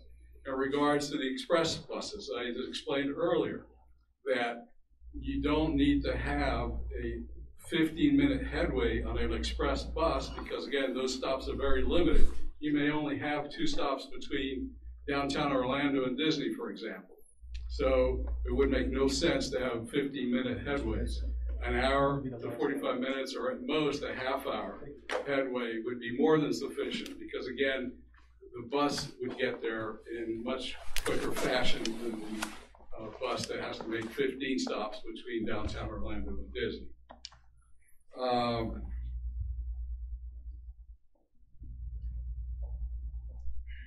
Code up, so you were talking about the code. Actually, Orange County is currently updating our code. So a lot of the things that some of us spoke about this evening, whether it has to do with complete streets, making sure that the transportation system is compatible with the surrounding land uses, that we institute common sense codes as they pertain to both land use and transportation. We are actually in the process of updating the Orange Code. Orange Code hasn't been updated since, I think, the 1980s. So again, that process is underway. Tolls, give me a second. Actually, the Expressway Authority sent a series of responses, so give me a second. You know what, Expressway Authority can maybe take it up from themselves, but that way we can kind of move on, just knowing that everyone's kind of got county stuff. But I would love to share that also if they've got the. I will send. Okay, perfect, and we will get that out. I do think it's a concern that it does seem to be a self-feeding machine, and that people, you know, who've lived here their whole lives, we're told, you know, this, yeah, they'll tear down those toll booths after they paid for it, and here we are, you know. I'm not going to age myself, but I remember that. So I will send those responses to your office. Okay, perfect. Thank you. Thank you. I was just going to make a comment and then a question. Thankfully, I was behind that gentleman because he made my point a lot more eloquent than I could or detailed. But the county controls all the growth. They control the permits. They control everything here. I worry about how did it get skewed so much that we have to look for an additional $600 million. That's just the comment, and I'll use all his detail that he just said there. But that, you know, before I could ever make a decision, I want to know how this doesn't become 1.2 billion 5 years from now, because we just keep skewing. The county has complete control of the growth.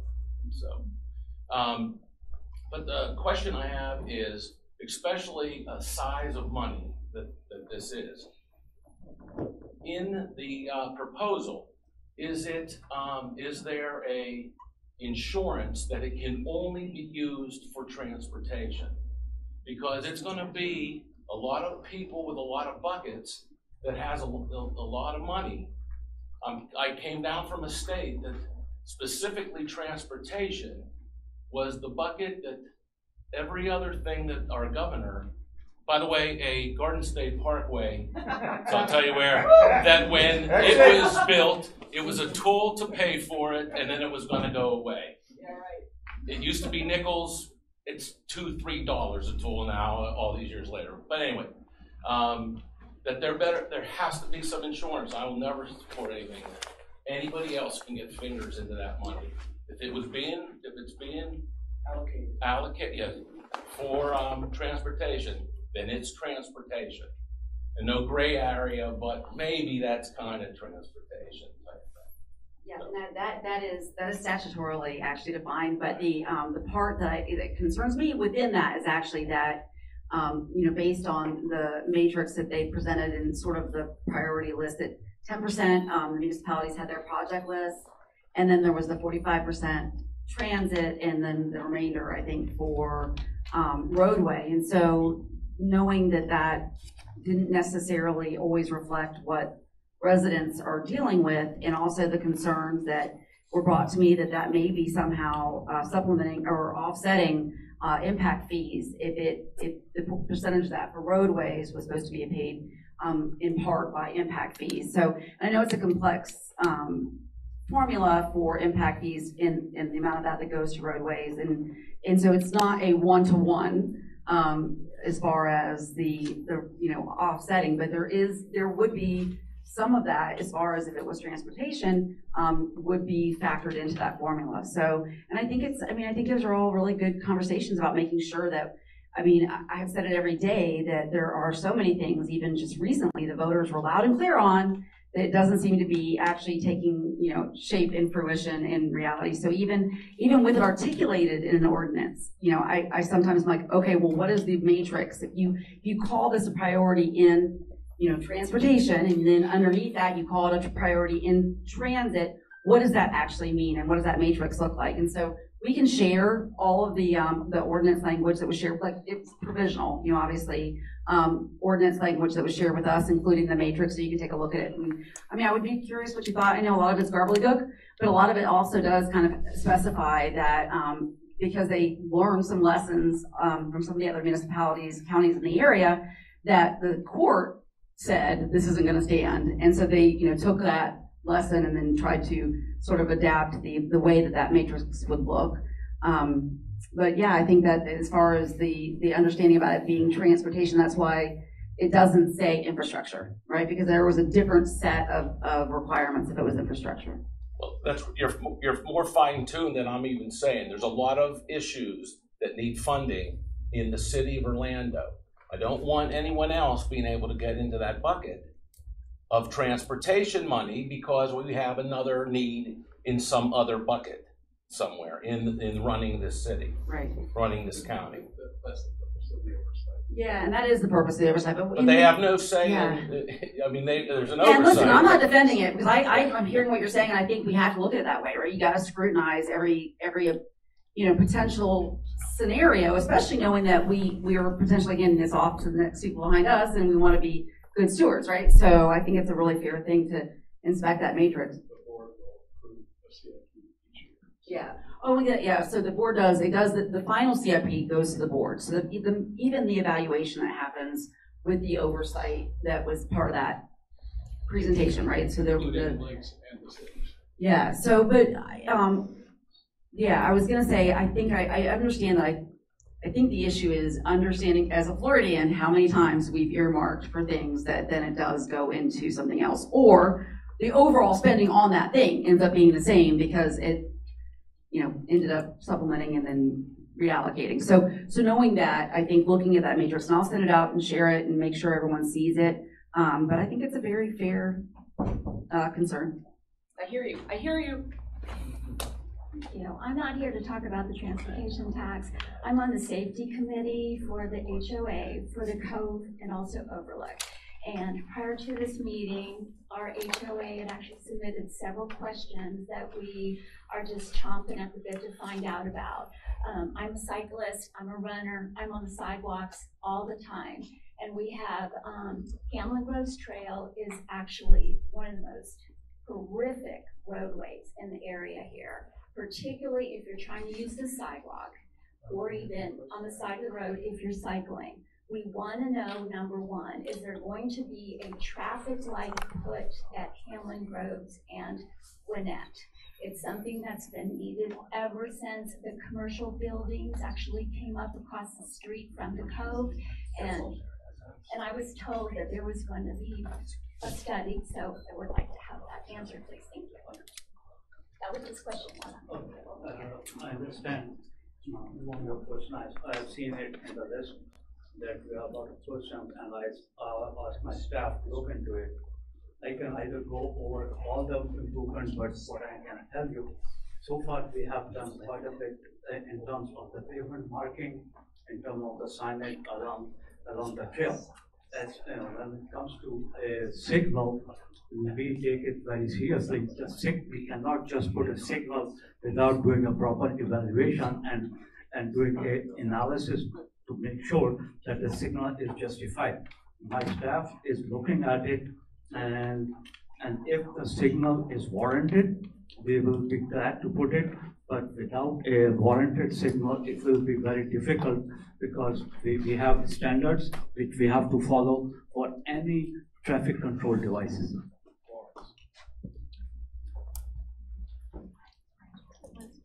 Totally understand. And we've had this conversation, and our issue is that the residents that actually come out of that code every single day see how horrific it is every single day. So we implore that you please expedite the study before something happens there, because it's actually getting worse and worse because of what's happening on the west side of the street with the commercial and the daycare center and the church and the apartments. It's actually becoming more dangerous every day, as well as the intersections right out here on Shoreline. You know, when you're coming out of the movie theater, if you're trying to take a left, if you're coming out of the restaurants there, it's impossible. And if you're here on a weekend, a Saturday and Sunday, and you see the golf carts that aren't supposed to be there anyway, and then you've got no you have no lights, it's a horrific situation, and we implore you to just raise this issue up on your list of priorities, because something very serious is going to happen.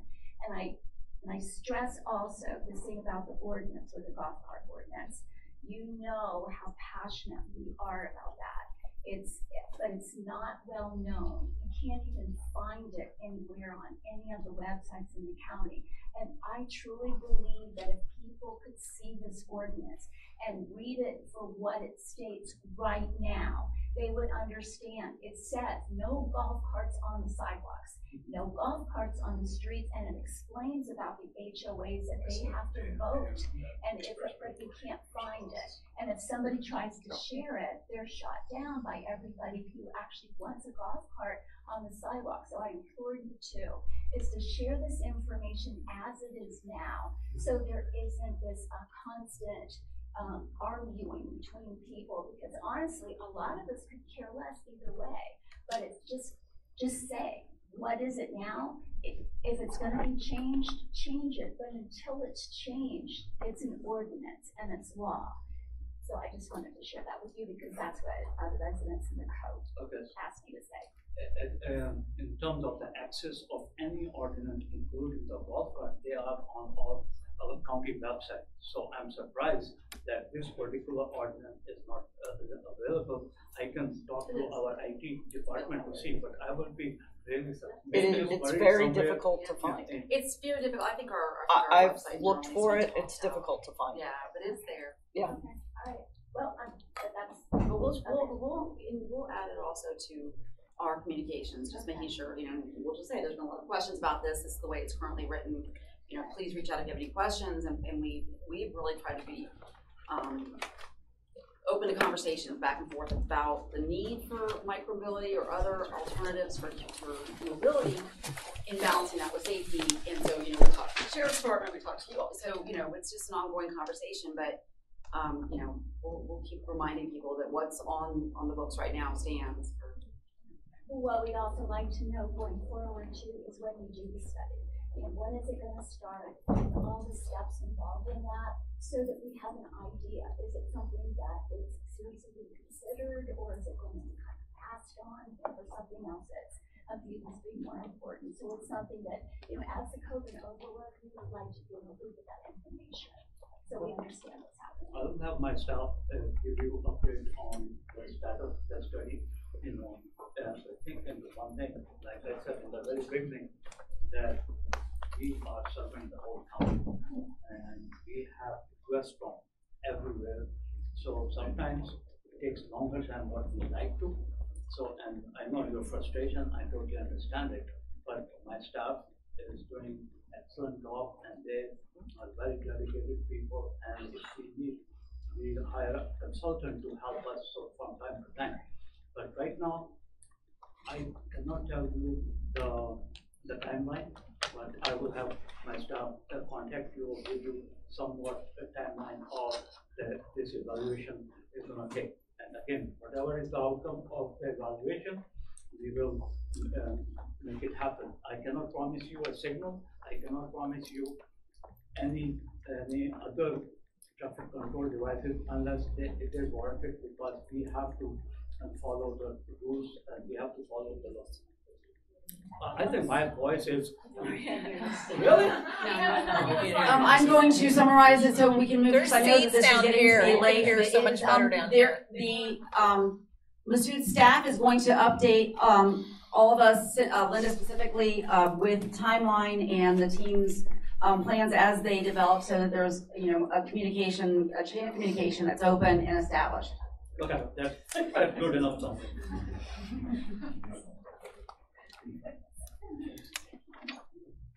Okay, can you hear me? I have a number of things first. I'm going to do first, and then I'm going to summarize. I'm a long-term activist from actually District 5 downtown, but I used to ride my bike out here. I used to do Centuries 35 years ago, 40 years ago when I was a kid. I used to ride my bike around this entire county when this was off Orange Groves. I used to camp out here too.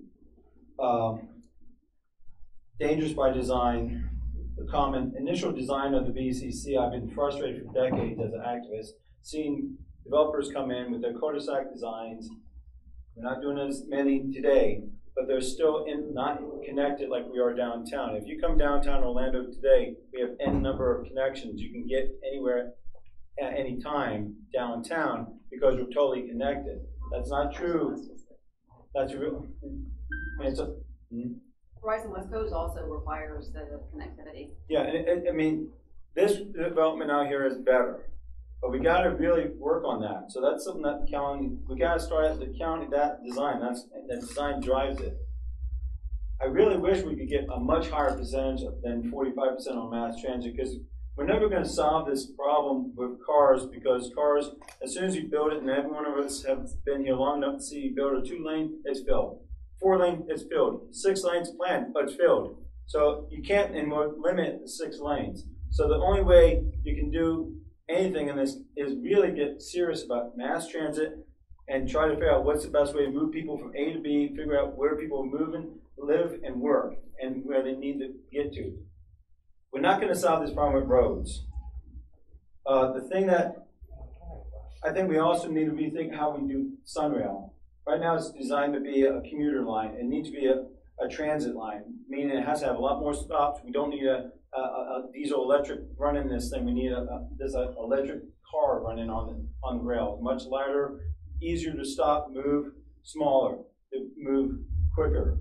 So we need to rethink that along with the east-west connector. We definitely need something going from the east side to the west side. I would love to go to Crooked Can sometime, but it takes me an hour to get there. It took me an hour to get 15 miles to here today. I don't take the tollways. Why? Because I don't want more money going out to Travis Stock and other developers. I'm serious about that. We got to boycott them until they stop buying. And that brings me up to trust gap. And I've talked about this publicly at the BCC before. We have a trust gap between what happens on the Board of County Commission and what happens in reality. And we've seen this where we passed stuff. I was on the CRC, Charter Review. We passed something called Split O. It's going to protect it. We're going up Wednesday to try to keep them from putting the expressway tollway through it. We at 86%, 503,000 people in this county voted for that. Now we're up preventing it. And who's supporting the road? The Demons. Mayor Demons has told us, no, we're not allowed to speak on that. It's a done deal. So do I trust this person? No. I really want transit people, believe me.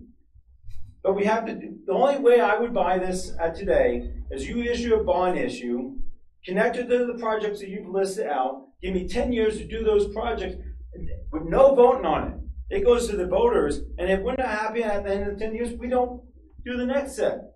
$600 million, that's $6 billion. You can bound that to be a lot more because there's going to be a growth rate of inflation with no index of inflation. So you can bond that money a lot more, get it done, give us a list per bond. I'll trust that. I don't trust the Board of County Commissions. I'm going to vote against it as is today. So that's my rant. Thank you for sharing. So, That is what I'm saying. Thank you. Thank you. I was hoping somebody could take a closer look at Summer Lake Grove Boulevard.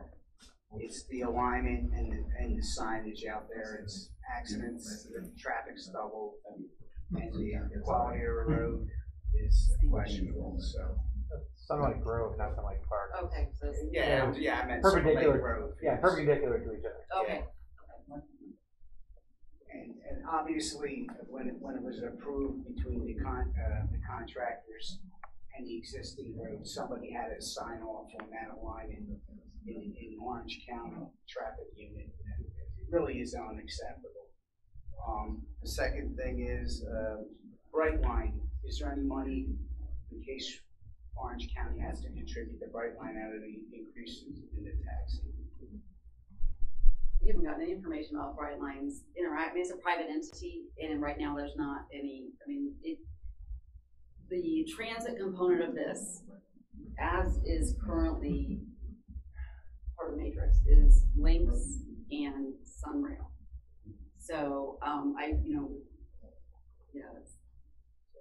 That's a lot of stuff. So there is no funding, sales tax revenue going to any improvements any improvements that Brightline or any plans they may have. We will have a discussion with the board in the near future about the Sunrail transition process, which may include an east-west connection. But that's, we're not quite there yet. So there may be some arrangement, but sales tax at this point has nothing to do with it. And just one other thing, maybe the traffic unit contractors pay closer attention. These developers are putting in roads. As Summer Lake Road, you were pumping ground into sinkholes last week. It's awful. It's 2 years and they're completely cracked, and the cost comes back on the taxpayer, and he walks free. So before the county accepts any road, first of all, it has to be in state of good repair. Plus, there's a minimum of 1 year warranty on the roadway. So just give you an assurance that just because somebody completes a project, that we automatically take ownership and maintenance of it. So there's a I process. understand how it works, but during the process, a closer look. I know there's so much development, you just don't have it. It falls in the consultants.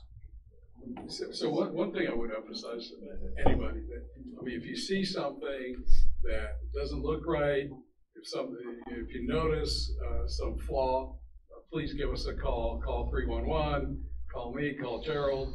Call Public Works. We'll get right on it. You guys are the ones that travel these roads more than we do. So if you see something, please let us know. Came up with a good solution with the retaining basin. By the way, it was being undercut on the line. So. One good little comment. Thank you. I watched. Thank you. Thank you very much. Hello again. I am not in favor of the 1% sales tax, just to get it right out front. You mentioned that the county has grown 25%. How much has Public Works Department grown? Have they grown 25%? My thing is these developers come in, get the minimum they can get in that they have to pay for on your residential roads, and they leave. You ask the county for an improvement on it. Once it's turned over to the homeowners, it is an extremely long process. I'm dealing with, I can name like 6 people here: Hector B, Josh G, Lauren T, Gerald,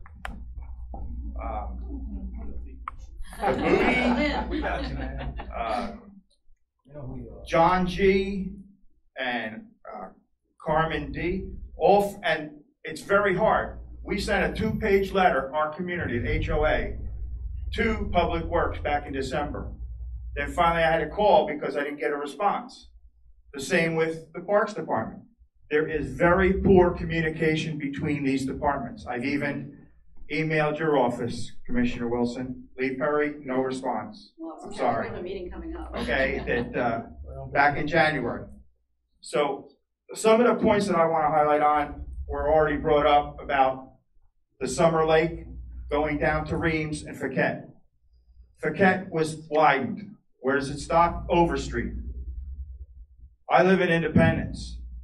That traffic light down there backs up. It definitely needs to be widened and improved, because if you're trying to make a left coming off of Reams up to Summer Lake, it backs up that you can't, you're tied up for lights just because the left-hand lane's so small. If you're trying to make a right off of Fouquet to get on Summer Lake, it backs up. If you're trying to come down Summer Lake to make on Reams, that's a little bit bigger, but it is a very poorly designed. And our prior commissioner told us, you know, we were going to get a big traffic light. It took forever because we said we're getting the aluminum poles. Then they put up the concrete. The same with Tilden and Tiny. We were promised we were going to get a traffic light there. We got a three-way stop. That may help out at the Summer Lake and Sidell, yeah. Especially coming down Sidell towards Reams and Fouquet. It may help. Anything can help, because I've driven down there, even not in the morning, but at night, 5 to 6:30. It's crazy. You just can't get through there. You're there for 45 minutes. Another part is I notice a lot of this is on the west from Avalon going into Lake County. They need to take a look at Colonial Drive at rush hour going back over to Lake County. That is insane, that traffic. It goes all the way down to 535. I mean, that's insane. Past the Winter Garden Post Office and all the way down to that Aldi. I also noticed that one of the traffic lights they just started installing is at Flamingo, crossing Avalon and going into Lake County. There's no community that'll accept that traffic light. Why? We can't get a traffic light here at Avalon and New Independence Parkway. How many accidents and fatalities do we have to get there before we get a traffic light? You want to talk about safety? And I mentioned we have 3 accidents on March 7th in Independence. 3 in one day. And we've asked for improvements, and it's very long delayed. If anybody at Public Works can expedite our 2-page letter of requestments, you know, I know Gerald explained to me, I know they're not doing speed tables. Please, give us rumble strips. Give us something in front of the schools to start us off with. You know what I'm saying? Just something. We need more pedestrian crosswalks in our community. We had a bicyclist in October, got smashed into a windshield, thrown 50 feet and had internal head injuries. I mean, we have a 30-mile-an-hour speed limit, 25 miles an hour, and they're barreling through 45, 50 in our community. And that's why I know about who to contact in the Sheriff's Department. And on apps, the Pulse Point from the Fire and Rescue, excellent app. If you can get to the chief, the sheriff, their app for the Sheriff's Department is terrible. If you need to look up calls, if you hear sirens and there's activity in your community, you can't get an answer as to what it's about, and nobody wants to tell you anything about it. I don't know if anybody knows, because I'm the safety chairperson for our Independence community, and I'm also the secretary. And we had, right over here on Hamlin, a couple of months ago, somebody saw, like the lieutenant said, somebody tugging on a car handle. Like 2:30 in the morning. They decided to follow the vehicle. They got over here by the Walmart and by the Blake Senior Center. Oh yeah, shoot. They got followed too close. They opened fire on them, shot the vehicle with 15 bullets, hit like 10 into the vehicle. They arrested 4 people, 2 weapons were confiscated. Please, pass it on to your HOAs or your residents. See something, say something, but be safe. Safety. You see, I got a message from another board member. Somebody's riding dirt bikes doing wheelies down the street. You know, send it into the Sheriff's Department. Why are you sending me a text message? You know, I'm sitting at home. I went down to West Palm Beach and had eye surgery and got a cornea replaced. And he's sending me a message. I mean, you know, there's only so much you can do. But I just wanted to share that for everybody. You know, we got to stay together on this. All right? I know it's a lot of money. Last thing I want to say is I'd like to see if some of the money can come from Phil Diamond's $22 million he says the county makes in room tax revenue. Because all of that, we're paying for. Okay? If we can't get it, change the law so maybe we can get a percentage. The same with GOA. How much money is the airport making on these airlines? How busy? They just opened up Terminal C. All of that money, and we don't see it. And we were the highest and fastest growing part of the county. Now it's Lake Nona. Well, I'm sorry. We're starting to feel like stepchildren out here, Commissioner. Okay? No, we got to fight for what we were promised and what we need. Okay? No more broken promises because, you know, election time comes up and that's when everybody comes out. It's sad to say. Okay? Thank you. Listen, you know, if it was all roses, I wouldn't have even run. No, I know that. I think we the were promised issue the world. And I think the issue is that you, to your point, that there, and this is why I'm always grateful for this community because people are so plugged in.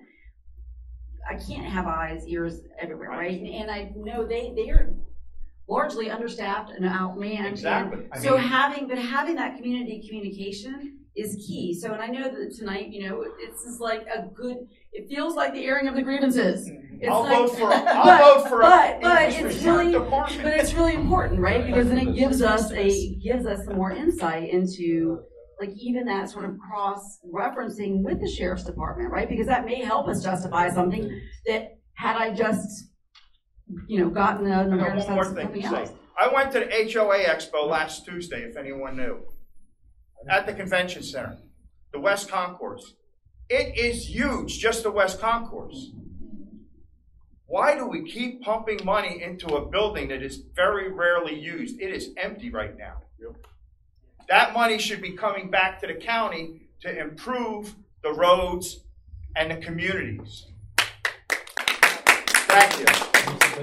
Yeah, no, and I have been pretty vocal about my support of freeing up the uses of TDT funds. There was a whole series that came out during the beginning of the legislative session, and I think it's something that we do need to look at as other forms of revenue, knowing that some of that should go into things. I mean, tourists do use our roadways, and the infrastructure part of that to me is still a tourist use.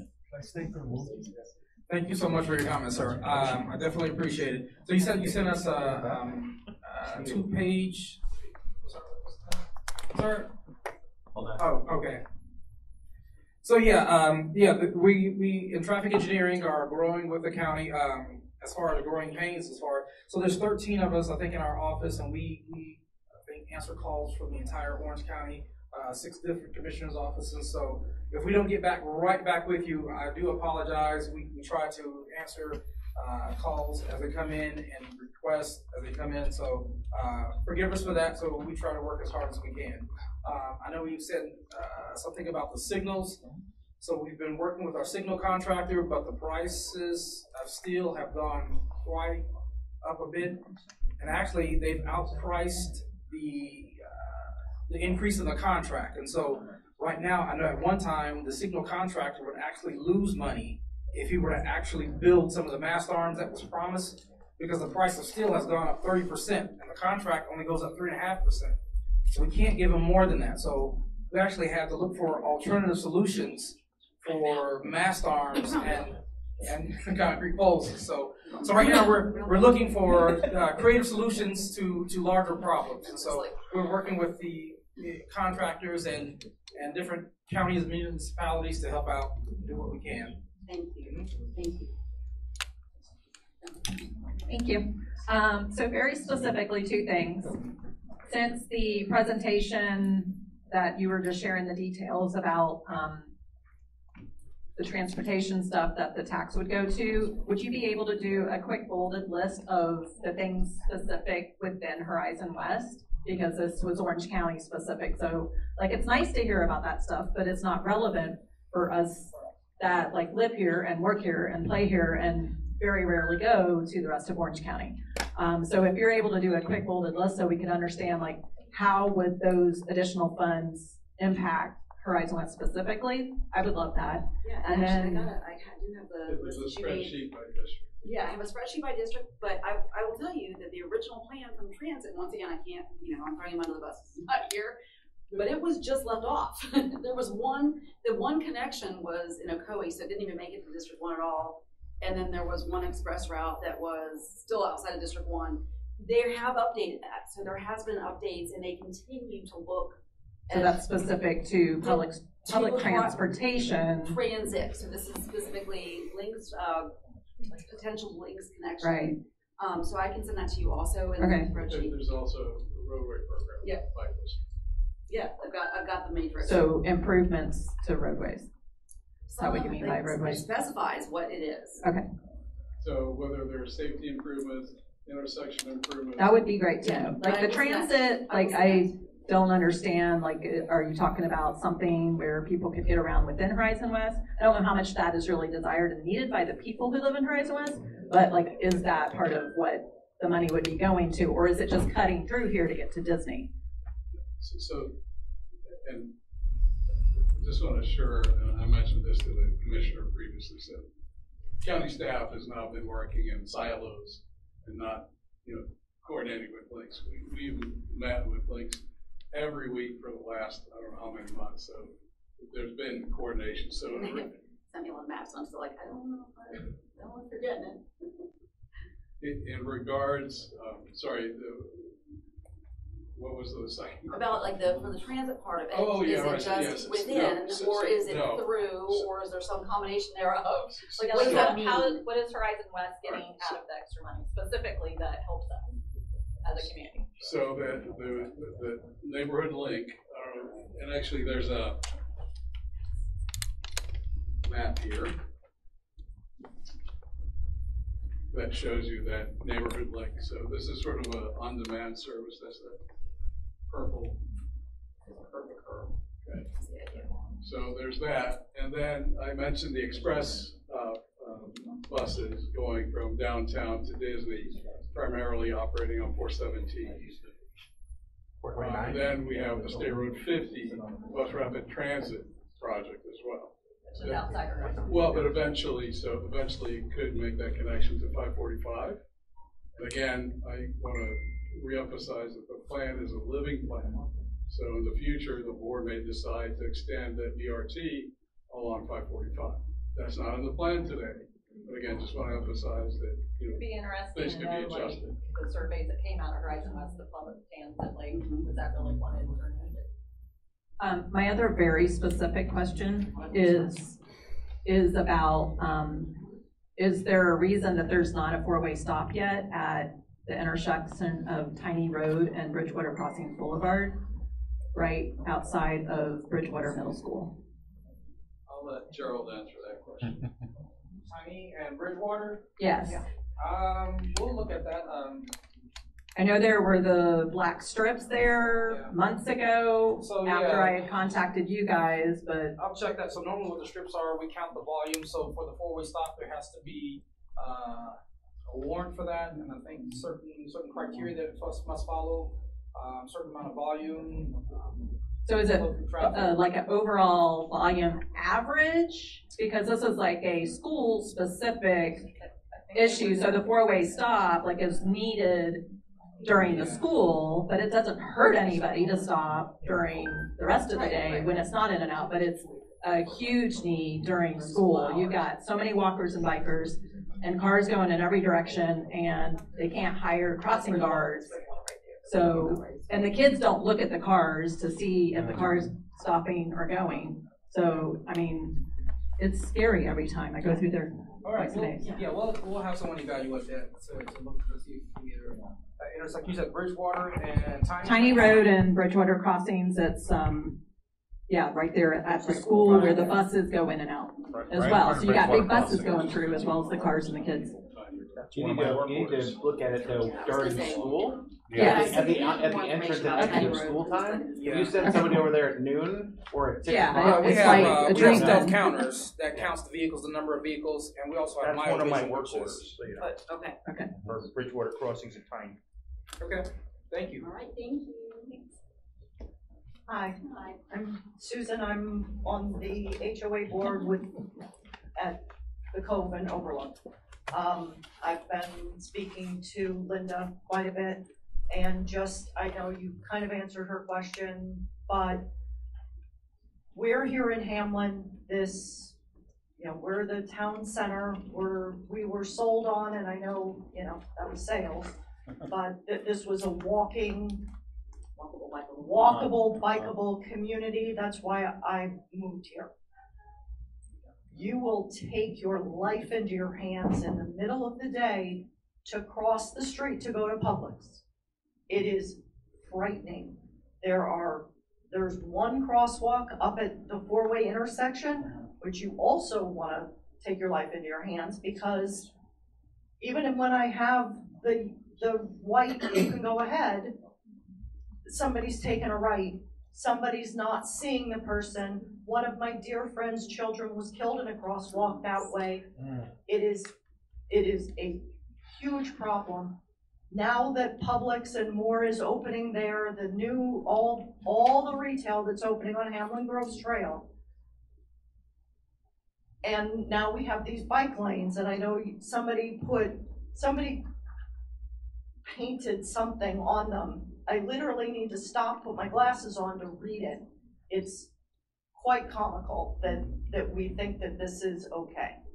The painted bike lane says something inside of it. The multi-use path that's whatever has something written. I couldn't even tell you what it says. Oh God, it's that one thing. So it's so ridiculous though. I'm like, it's one of those that I feel like, I mean, don't get me wrong, I think you do need to look up, right? But by the time you're reading that, you're already dead from the car coming through. Well, I was gonna say, and it's the car that needs to look up too. I mean, but it's not. So I do remember. I remember from Hunters Creek. Remember the Hunters Creek. I come out of that intersection. We have the new painting. I stop at the line. I've got pictures. When you stop at that line, you cannot see traffic because of all of the beautiful plantings, which we all want. So you have to drive into the crosswalk to be able to see if you can take a right or a left. Bikes and runners do not stop because they don't have to. So in Independence, they have stop signs where they say on the path, you need to stop. Even if we put a yield sign up, people have been hit and somebody's gonna get hurt worse. This four-way, now that we have Taylor Morrison's Enclave, the Blake, all that's going up, you cannot cross the streets without, we need more crosswalks and maybe not a light, but maybe a flashing that there's a pedestrian in the traffic calming circles. I know we probably can't do that anymore, it's too late. No, we have that.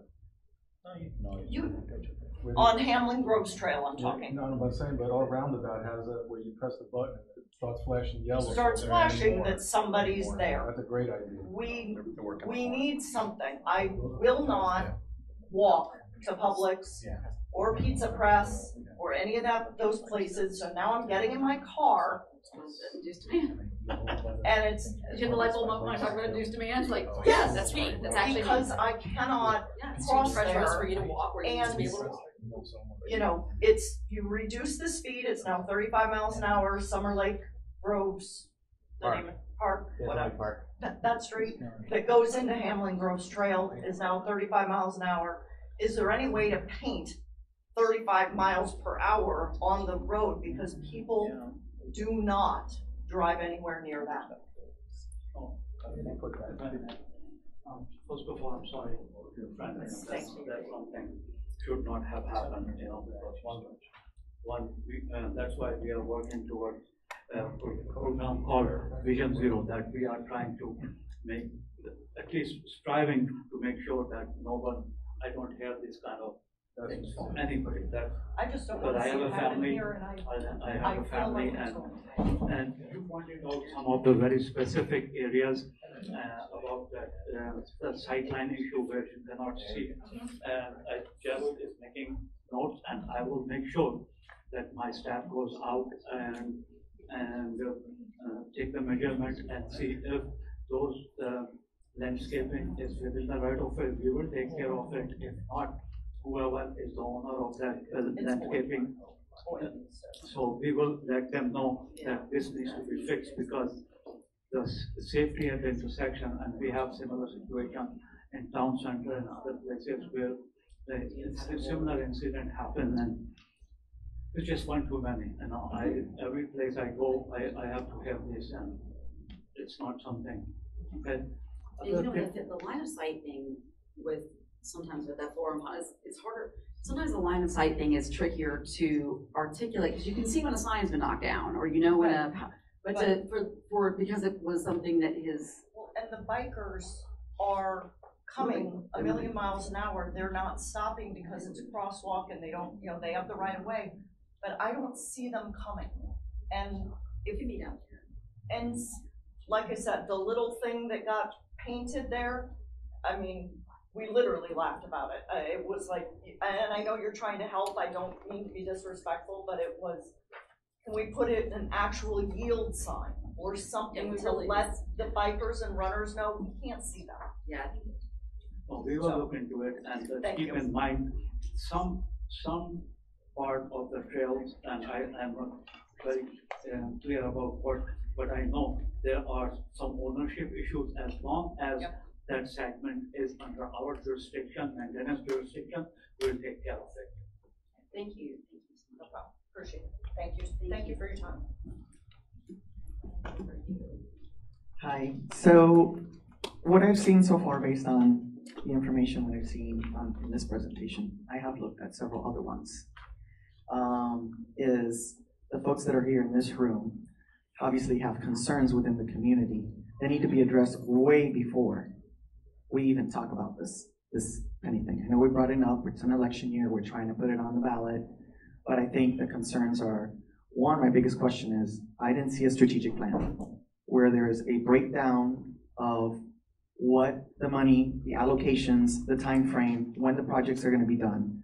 I saw a lot of pretty pictures and a lot of things that you guys want to do, but not very specific. And I think that will adhere to a lot of the questions that have been addressed today, and from here forward, it would help your project to be able to facilitate it, to maybe send it next election cycle.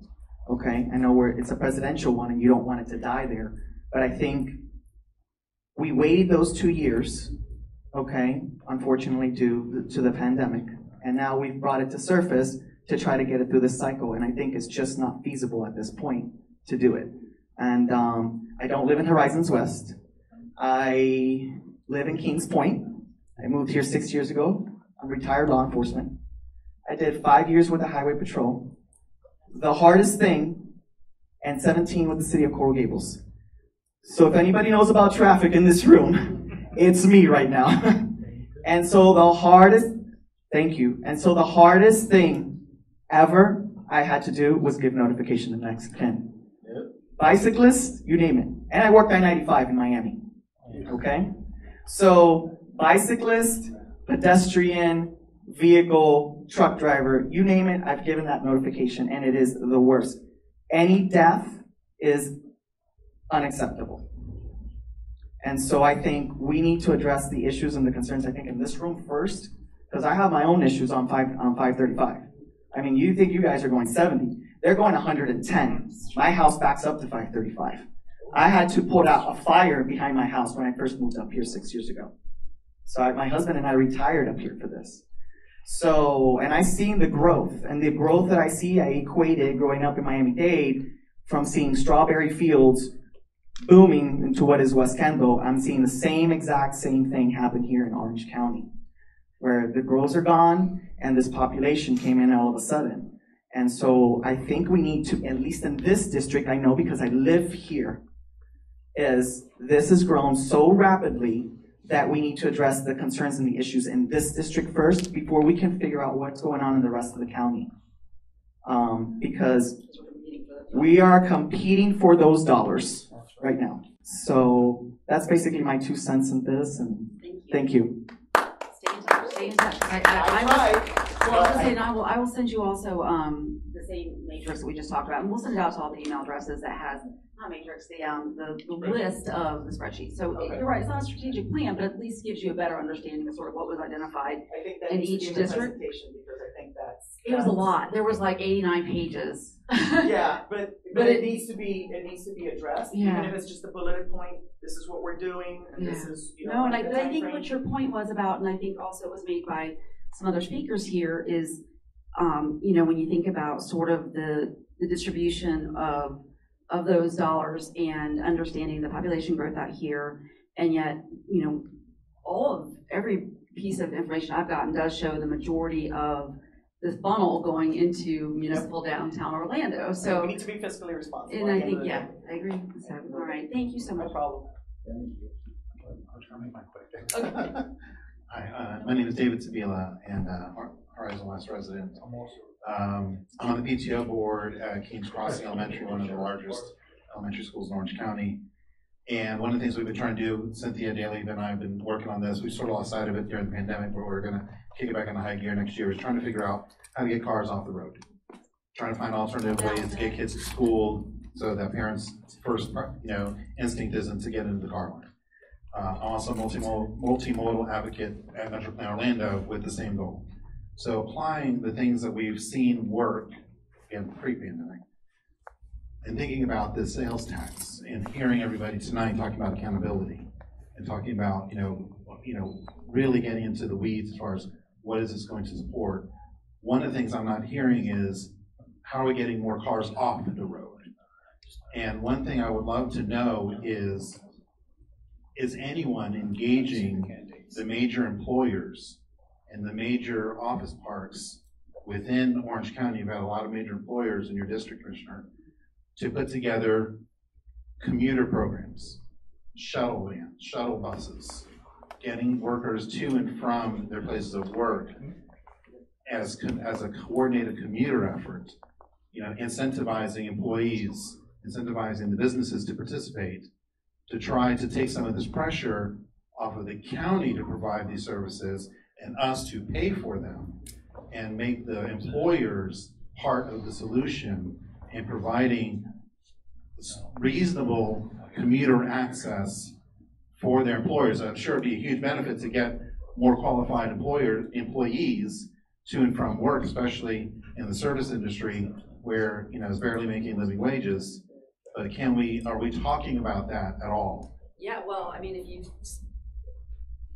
if you've seen the aggressive approach Universal's taken to the Brightline rail, you know that they're thinking about it. That's exactly what they're thinking about. So yes, there has been, I think, a lot of conversations in a lot of places. Unfortunately, right now, part of that conversation is how scattered that workforce is. And so you're talking, we are so central. It's a regional issue, right? You look at how many people come into Orange County from Lake and Osceola, even Polk. And so, yeah, but I think it's absolutely part of the conversation. And I think, having people here that understand that live in my community, that are also involved in Metroplan, it's very helpful, because I think a lot of times people see it as pockets, but it really is regional. That's a regional conversation. I just got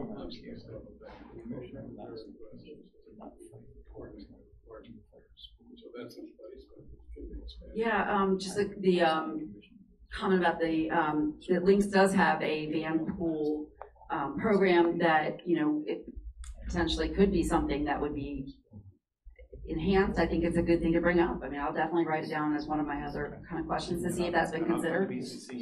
Oh, fantastic. Well, that was my final plug, was that the vote for us, and like I said, whatever happens at the Board of County Commissioners, then, if it does pass, it goes on to the ballot, and then it's up to the voters. But I think so many of the things I heard tonight, I would love for the entire board to have been able to hear. So I would really encourage you, if you are able to come, give public comment that day for the mayor's team, the whole board, because they're all, that'll be also those large employers will be paying attention, and I know all the other neighboring jurisdictions will be paying attention. So it's a really good place to be heard.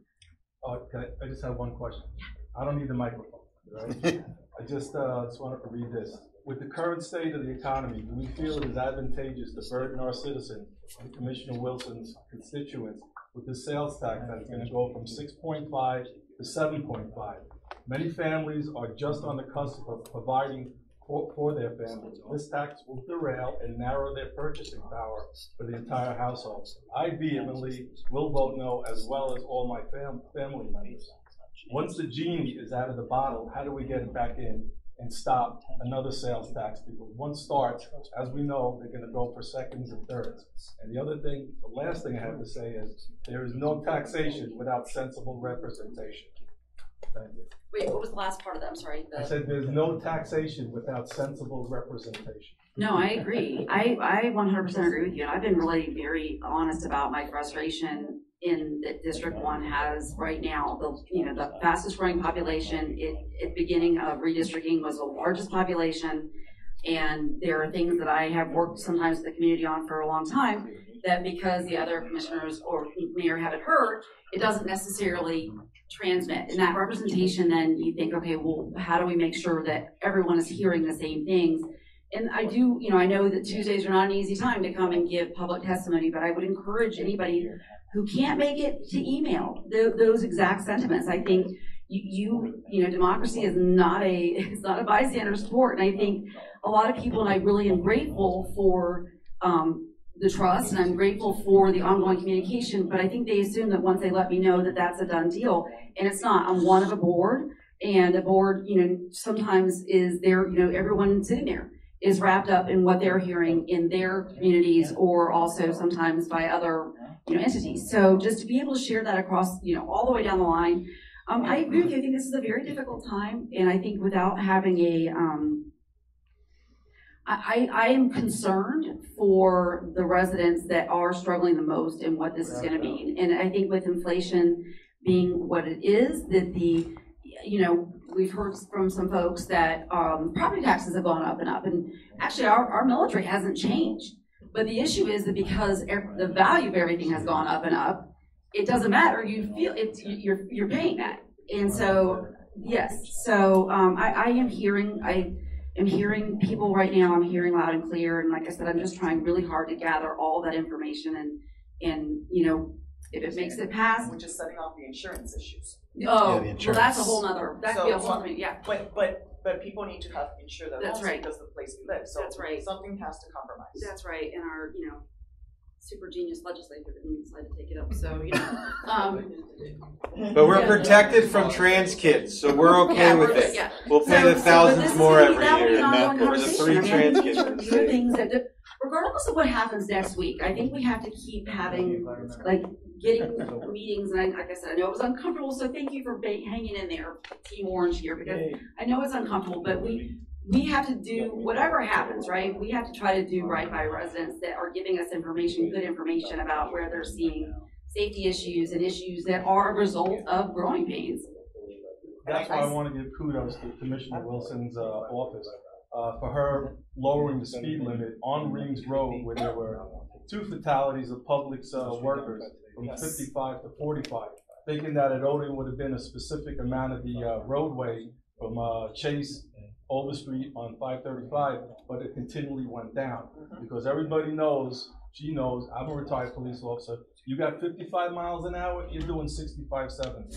At least by lowering it, maybe it'll pay a little bit more attention, but I think she deserves the credit. She's not gonna come out and say it, but her office took it on, straight on, and did not pull any punches. And originally, I did not vote for you. Next time, I will vote for you. That's okay. That's democracy. It's okay. And listen, That's a huge compliment coming from him. Huge. I'm so grateful. I'm so grateful. And I love China. Yeah, no, I'm so grateful for the whole. But she does a good job, and she deserves the credit. Thank you. It's very interesting. The whole office. Thank you. And they work so hard. Hannah and Lee are here tonight, and it really is. It's amazing to think that we have as many people as we do in this district, and there's 3 of us, so it's like, well, Drew, I did it again, 4, but he's always behind the camera, so it's so hard.